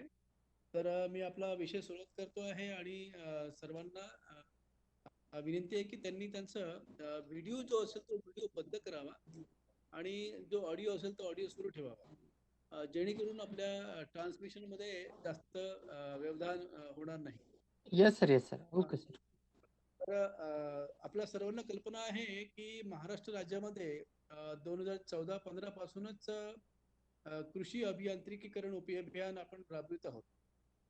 आणि केंद्र शासनानं त्या संदर्भात सविस्तर मार्गदर्शक सूचना यापूर्वीच निर्गमित केलेल्या आहेत. यावर्षी 2020-21ला सुधारित गाईडलाईन केंद्र शासनानं निर्गमित केल्या होत्या. आणि हे जे कृषी यांत्रिकीकरण उपअभियान जे आहे म्हणजे सब मिशन ऑन ॲग्रिकल्चरल मेकॅनायझेशन, तर याची जी सुधारित गाईडलाईन आहे, डिटेल गाईडलाईन, ती farmec.dac.gov.in या वेबसाईटला अवेलेबल आहे. ज्यांना लिहायचं असेल ते आपण लिहू शकता. http:// farmech.dac.gov.in. तर या संकेतस्थळावर ही सर्व गाईडलाईन डिटेल आपल्याकडे अवेलेबल आहे. आपल्याला कृषी अभियांत्रिकरण उपअभियान जो आपण राबवतो आहे त्याच्यामध्ये केंद्र शासनाचा हिस्सा हा 60%चा आहे आणि राज्य शासनाचा हिस्सा हा 40% आहे. म्हणजे जर समजा 100 रुपये असतील तर 60 रुपये केंद्र शासन देणार आहे आणि राज्य शासन 40 रुपये देणार आहे. आता याच धर्तीवर म्हणजे केंद्र शासनाने जी गाईडलाईन निर्गमित केली त्याच धर्तीवर महाराष्ट्र शासन सुद्धा राज्यामध्ये कृषी यांत्रिकीकरण उपअभियानाच्या अंमलबजावणीसाठी मराठीमध्ये मार्गदर्शक सूचना निर्गमित केलेल्या आहेत आणि त्या सूचना दुसऱ्या वेबसाईटला आपल्याला अवेलेबल असतील. तशा ह्या सगळ्या सूचना आपल्या सर्व संबंधित जिल्हाधीश कृषी अधिकारी किंवा तालुका कृषी अधिकारी कार्यालयामध्ये असतातच. तरी परंतु रेडिली ऍक्सेसिबल साठी म्हणजे आपल्या मोबाईलवर किंवा आपल्या घरच्या घरी प्रिंटआउटला जर घ्यायचं असेल तर ही सूचना जी आहे गाईडलाईन जी आहे ही गाईडलाईन आपल्याला मी जो सांगतो त्या वेबसाईटला अवेलेबल आहे. ती कृषी महाराष्ट्र.gov.in याच्यामध्ये आहे. सविस्तर याप्रमाणे http://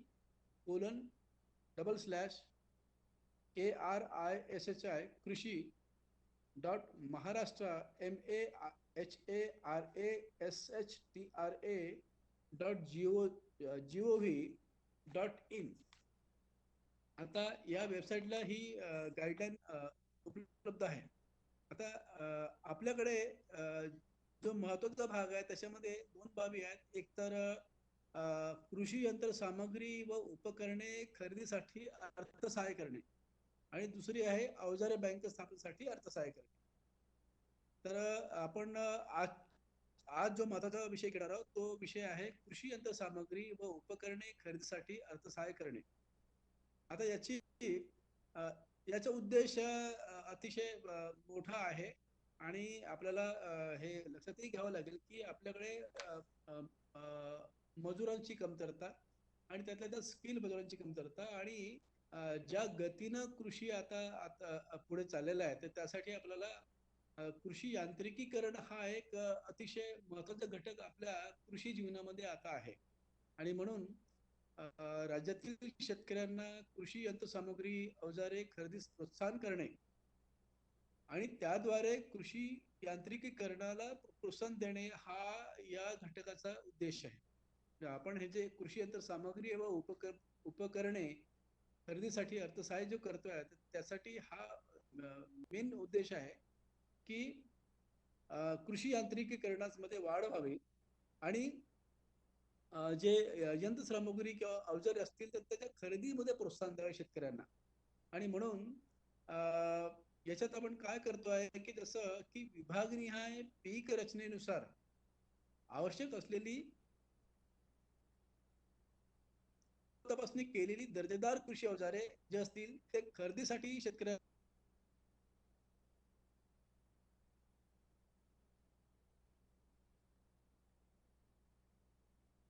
आपल्या विभागामध्ये जी पीक रचना असते त्यानुसार आपल्या शेतीसाठी पिकासाठी ज्या अवजाराची आवश्यकता आहे ती अवजारं आणि ती अवजारं कशी तर ज्याची पूर्वतपासणी केलेली आहे अशी दर्जेदार कृषी अवजारे खरेदी करण्यासाठी शेतकऱ्यांना अनुदान उपलब्ध करून देणे हे एक महत्वाची बाब त्याच्यामध्ये आहे. आणखी पुन्हा असं आहे की शेतकऱ्यांना त्यांच्या गरजेनुरूप व मागणीप्रमाणे कृषी यंत्रसामग्री किंवा अवजारे अनुदानावर उपलब्ध करून देणे. आणि निश्चितपणे पुढचा आणखी एक विषय असा आहे की कृषी उत्पादन प्रक्रियेत अद्ययावत यंत्रसामग्रीच्या वापरासाठी प्रोत्साहित करणे. म्हणजे 3 बाबी याच्यामध्ये या कृषी यांत्रिकीकरणाच्या समाविष्ट आहेत. नंबर 1 की आपल्याकडे जी काही विभागनिहाय पीक रचना आहे त्यानुसार जी काही आपल्याला आवश्यक यंत्रसामग्री अवजारे आहेत तर त्यांना अनुदानाने उपलब्ध करून देणे. दुसरं शेतकऱ्यांना त्यांच्या गरजेनुरूप आणि मागणीप्रमाणे सुद्धा यंत्रसामुग्री किंवा अवजारे किंवा जे अवजाराचे उत्पादन असतील ते अनुदानावर उपलब्ध करून देणे. आणि तिसरं अद्ययावत यंत्रसामग्रीच्या वापरासाठी शेतकऱ्यांना प्रोत्साहन करणे. आता याची प्रक्रिया कशी आहे? तर आपल्याला कल्पना असेल की गेल्या वर्षीपासून कृषी विभागाने आणि कृषी विभागाशी संलग्न असलेल्या सर्व विस्तार कर्मींनी, म्हणजे ते खाजगी असतील, वार्ताहर असतील, शेतकरी असतील, मोठ्या मोठ्या NGOs असतील, या सर्वांनी मागच्या वर्षी एक खूप मोठी मोहीम घेतली होती. आणि आपल्या सर्वांना महाडीबीटी बद्दल कल्पना असेल. महाडीबीटी जे पोर्टल आहे, त्या पोर्टलवरून आपण आता शेतकऱ्यांनी अर्ज करायचा आहे. आता याच्या पुढे म्हणजे या वर्षापासून पुढे आपला जे अर्जदार असतील, ज्यांना कुणाला मागणी करायची असेल, ज्यांना कुणाला यंत्रसामग्री सबसिडीवर हवी असेल, तर अशा सर्व शेतकऱ्यांनी आता महाडीबीटी या पोर्टलवरच आता अप्लिकेशन पुढे जायचं आहे. आणि त्याची प्रक्रिया सुद्धा तशीच आहे. आता थोडंसं मी महाडीबीटी पोर्टलची छोटीशी माहिती आपल्याला देतो आहे. खरं म्हणजे आता महाडीबीटी पोर्टलवर यावर्षी आता शेतकऱ्यांना अर्ज करण्याची तारीख संपलेली आहे. ती 31 डिसेंबर होती पूर्वी, नंतर तिला वाढवण्यात आलं 11 जानेवारीपर्यंत. आणि आता ते जे अर्ज आहेत, ते अर्ज आता तिथं फ्रीज करण्यात आलेले आहेत. आता नव्यानं अर्ज यावर्षी शेतकऱ्यांना या पोर्टलवर भरता येणार नाही. अर्जासाठी हे पोर्टल आता नंतर पुढे सुरू होईल, शासनाची परवानगी आल्यानंतर. पण महाडीबीटीची एक छोटीशी प्रारंभिक माहिती मी आपल्याला देऊ इच्छितो की आता महाडीबीटी जे पोर्टल आहे, हे अतिशय साधं सोपं पोर्टल आहे आणि अतिशय स्वयंस्पष्ट पोर्टल आहे. म्हणजे जर आपण त्या महाडीबीटीच्या वेबसाईटला जर लॉग इन केलं, जसं maha-it.gov.in, हा, तर हे जे पोर्टल आहे, किंवा आपल्या साध्या गुगलला सुद्धा आपण महाडीबीटी महाराष्ट्र किंवा असं जरी लिहिलं तरी त्याची एक वेबसाईटची पोर्टलची ती लिंक येते किंवा वेबसाईट येते ती. हा, आणि तिला जर आपण क्लिक केलं तर त्या क्लिक करून ही महाडीबीटीची वेबसाईट सुरू होते, ते पोर्टल सुरू होतं. आणि हे जे पोर्टल आहे, हे अतिशय सोपं, सेल्फ एक्सप्लेनेटरी आहे, म्हणजे कोणालाही कळेल ते मराठीमध्ये पण आणि इंग्रजीमध्ये पण आहे. मग आता याच्यात कसं आहे की ही जी प्रणाली आहे, या प्रणालीमध्ये शेतकऱ्यांना त्यांच्या पसंतीच्या बाबीचे निवडीचे स्वातंत्र्य देण्यात आले आहे. पण त्यांना जे हवं ते शेतकऱ्यांनी शेतीशी निगडीत जी बाबी त्यांना हवी आहे, त्यासाठी अर्ज करण्याची सुविधा त्या ठिकाणी आता उपलब्ध करून देण्यात आलेली आहे. आणि या बाबी ज्या योजनेतून देता येऊ शकतील, त्या योजनेअंतर्गत पात्र शेतकरी जे असतील, त्या पात्र शेतकऱ्याची सुद्धा सोडत ही संगणकीय पद्धतीने होणार आहे तिथंच पोर्टलला. हा, आणि त्याच्यामुळे त्याला असं म्हणूया की एकतर पारदर्शकता ही साधली जाणार आहे. आणि या संपूर्ण योजनेचीच, म्हणजे महाडीबीटी पोर्टलवर शेतकऱ्यांनी अर्ज केल्यापासून तर त्याच्या सगळ्या डॉक्युमेंटची पडताळणी करणं, त्याने अवजारे खरेदी करणं, त्याच्यानंतर त्याचे इनवॉइस अपलोड करणं, आणि त्याच्यानंतर त्याच्या खात्यावर आधार लिंक खात्यावर पैसे जाणं, ह्या सगळ्याच्या सगळ्या बाबी ह्या महाडीबीटीवर होणार आहे. आणि ह्या सगळी माहिती त्या महाडीबीटी पोर्टलवर सगळ्या ठिकाणी ऍक्सेसिबल राहणार आहे. त्याच्यामुळे अतिशय, त्याला असं म्हणूया की अंमलबजावणीमध्ये पारदर्शकता राहणार आहे, सुसूत्रता त्याच्यात राहणार आहे, आणि त्याचं संनियंत्रण करणे खूप सोपं जाणार आहे. आता जे टप्पे आहेत, म्हणजे महाडीबीचे टप्पे सांगतोय. खरं म्हणजे आता माझ्या पुढे स्क्रीन नाही आहे, तुम्हाला ते सांगितलं असतं, पण आता ते वेबसाईटही बंद आहे सध्या. त्याला म्हणजे बंद म्हणजे ते पेज सुरू आहे, पण आपल्याला अप्लिकेशन करता येत नाही. तर त्याच्यामध्ये टप्पे जे आहेत ते त्याच्यातले एक जरा भाग घेऊया. की पहिला आहे अर्जदाराची नोंदणी आणि आधार प्रमाणीकरण. तर ज्या शेतकऱ्यांना या महाडीबीटी अंतर्गत कृषी अवजारे किंवा यंत्रे सबसिडीवर हवे असतील, तर त्यांनी महाडीबीटीच्या पोर्टलवर आपल्या स्वतःच्या मोबाईलवर किंवा संगणकावर, लॅपटॉपवर, टॅबलेटवर, किंवा आपल्याकडे जे सामुदायिक सेवा केंद्र आहे, CSC आहे, किंवा ग्रामपंचायतमध्ये संग्राम केंद्र आहे, या सगळ्यांच्या माध्यमातून आपण त्या संकेतस्थळावर जाऊ शकता. आणि त्याच्यामध्ये शेतकरी योजना हा पर्याय आपण निवडायचा आहे. शेतकरी योजना आपण हा पर्याय निवडल्यानंतर मग आपल्याला आता पुढे काही अर्जदाराची नोंदणी करायची असते. आता आणखी महत्वाचं की या पोर्टलवर फार्मर्स मॅन्युअल पण आहे, म्हणजे अर्जदारांनी काय कसं करावं याचं मॅन्युअल पण आहे, आणि ते मॅन्युअल वाचून सुद्धा आपल्याला सगळं करता येतं. तर अर्जदार नोंदणी करताना प्रथमतः जो वापरकर्ता आहे, युजर नेम आणि संकेतस्थळ तर हा आपल्याला तयार करायचा आहे आणि आपलं खातं उघडायचं आहे.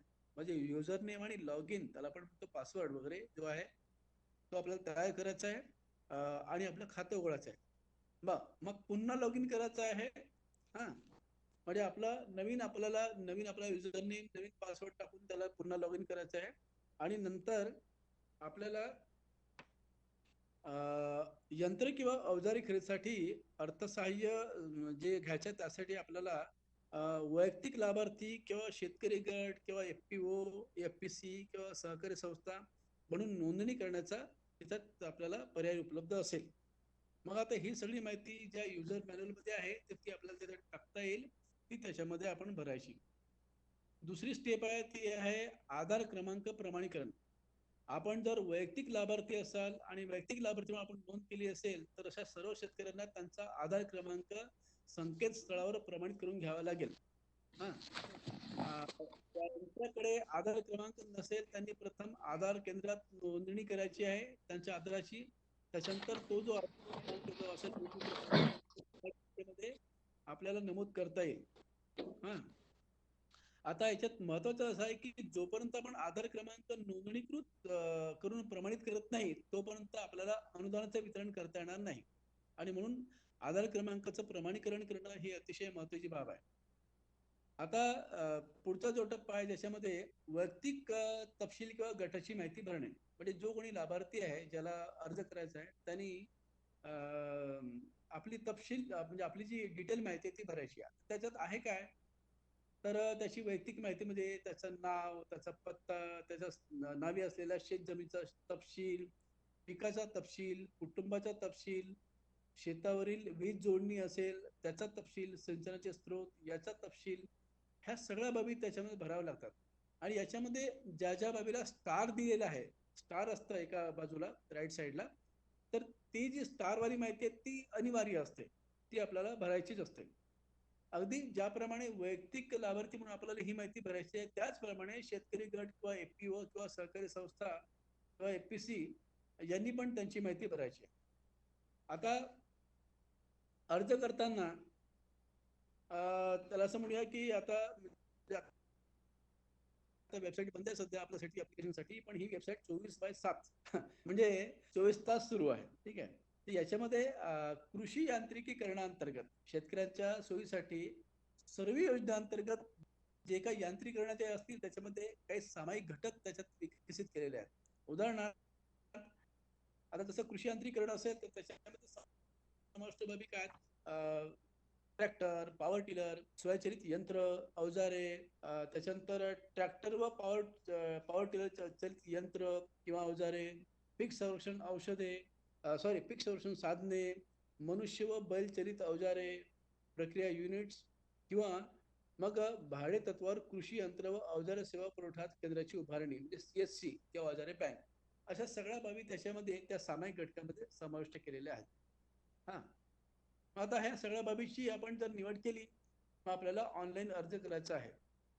आता इथे पुन्हा एकदा की ज्या वैयक्तिक बाबी असतील त्यासाठी वैयक्तिक अर्ज करावा लागेल. ज्या आपल्याला शेतकरी गट किंवा सहकारी संस्थेच्या माध्यमातून किंवा FPCच्या माध्यमातून करायचे असेल, FPOच्या माध्यमातून करायचे असेल तर त्यासाठी वेगळा अर्ज. आता पुढची पद्धती समान आहे. आता काय आहे की त्याला अर्ज शुल्क आहे, तर ते अर्ज शुल्क आहे जेव्हा तुम्ही भरता त्याच्यामध्ये तर शेतकऱ्यांनी 20 रुपये भरायचे अर्ज शुल्क आणि GST आहे 3 रुपये 60 पैसे, म्हणजे एकूण 23.60 रुपये शुल्क हे ऑनलाईन भरायचं आहे. हा, हे झालं अर्ज.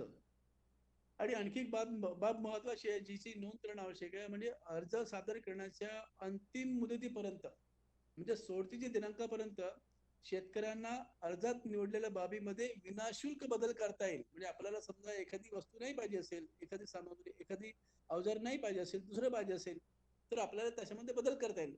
पण त्यासाठी नवीन पैसे काही लागणार नाही. पण जर एकदा ही सोडतीची दिनांकापर्यंत किंवा म्हणजे अंतिम मुदतीची म्हणजे मुदत संपली तर त्याच्यामध्ये आपल्याला बदल करता येणार नाही. आता याच्यात कागदपत्रे काय काय आहेत, तर आपल्या सर्वांना कल्पना आहे की ज्या ज्या योजनेची जी कागदपत्रे महत्वाची आहेत ती कागदपत्रे आपल्याला अपलोड करायची आहेत नंतर.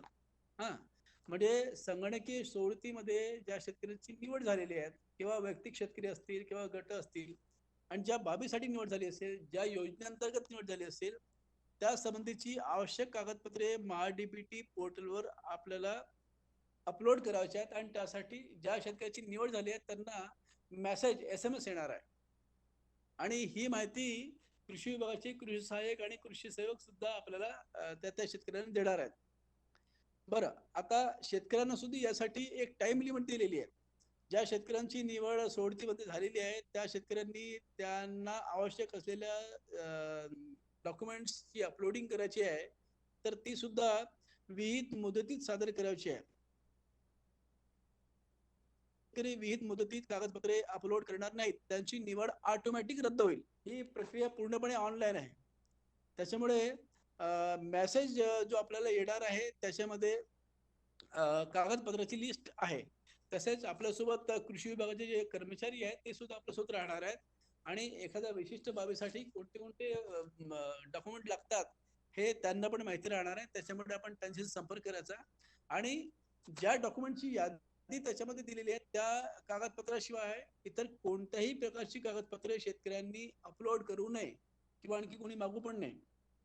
तर अशा प्रकारे हे संगणकीय सोडत झाल्यानंतर आपल्याला करायचं आहे. आता एक लक्षात ठेवायचं की आता जेव्हा आपण अर्ज केलेला आहे तर त्यासाठी योजना निहाय वेगळा अर्ज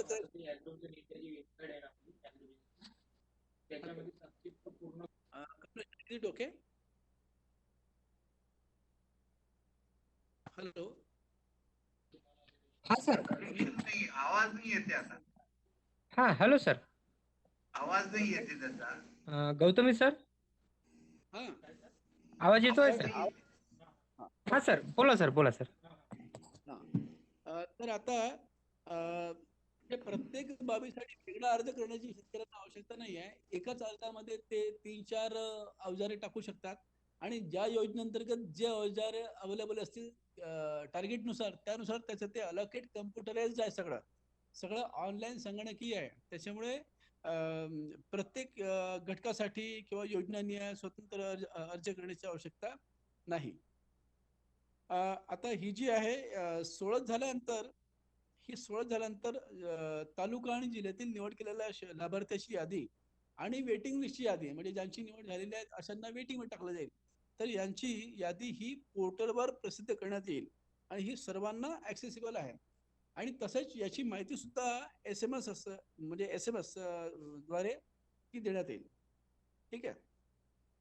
आता ज्या लाभार्थ्याची निवड झाली नाही किंवा ते वेटिंग लिस्टमध्ये नसतील, हा, तर ते बेसिकली सगळे वेटिंग लिस्टमध्ये असतील तर ते सुद्धा पुढील वर्षी देखील ते त्याच बाबीसाठी जर त्यांची इच्छा असेल लाभ घेण्याची तर ते याच वर्षीच्या अर्जातून पुढच्या वर्षी जाऊ शकतील. म्हणजे आता अशी कल्पना करा की या वर्षी ज्यांना लाभ मिळाला नाही जे वेटिंग लिस्टमध्ये आहेत, हा, आणि तीच बाब जर आपल्याला पुढच्या वर्षी कायम ठेवायची असेल म्हणजे ज्या अवजारासाठी आपण अर्ज केलेला आहे तेच अवजार तुम्हाला जर हवं असेल तर आपल्याला नवीन अर्ज लिहायची आवश्यकता नाहीये. हा जो अर्ज आहे हाच अर्ज आपल्याला पुढच्या वर्षी हा ग्राह्य धरला जाणार आहे आणि त्यासाठी पुन्हा शुल्क म्हणजे 23 रुपये 60 पैसे भरायची आवश्यकता नाही. आता ही झाली प्रक्रिया आपल्या म्हणजे शेतकरी किंवा लाभार्थ्यांच्या बाजूनं. आता आमच्या म्हणजे शासनाच्या बाजूने काय होणार आहे थोडंसं एक तुम्हाला सांगतो, माहिती देतोय. बघा की आपल्याला आयुक्त स्तर किंवा राज्य स्तरावरून आपल्याला लक्षांकन मिळतात. म्हणजे जो निधी तिकडे उपलब्ध आहे त्या अनुषंगाने आपल्या जिल्ह्यातील खातेदाराची संख्या, पेरणी खालील क्षेत्र, मागील वर्षाचा कार्यक्रम, मागील 6 वर्षाचा खर्च अशा सगळ्या निकषावर आधारित आर्थिक लक्षांक हे ठेवले जातात जिल्ह्यासाठी. मग आता जिल्हा स्तरावर हे लक्षांक जेव्हा येतात तेव्हा तालुक्यामध्ये सुद्धा तालुक्याच्या एकूण संख्येमध्ये जनरल SC ST किती आहेत तर त्याप्रमाणे आपण तो लक्षांक त्या कम्युनिटी हा, किंवा आता जसं यावर्षी असं आहे की यावर्षी आपल्याला अर्जांची संख्या माहिती आहे. कारण की आता सगळ्यांनी अर्ज केलेले आहेत आणि आता अप्लिकेशनसाठी अर्ज बंद, आपली वेबसाईट बंद आहे. पण आता आपल्या जिल्ह्याला कोणत्या बाबीसाठी कोणत्या तालुक्याचे किती अर्ज आलेले आहेत हे माहित आहेत. जसं मी त्याला एक असे म्हणतोय की अशी कल्पना करा की आपल्याला समजा जिल्ह्याला 4 ट्रॅक्टरचं लक्षांक असेल.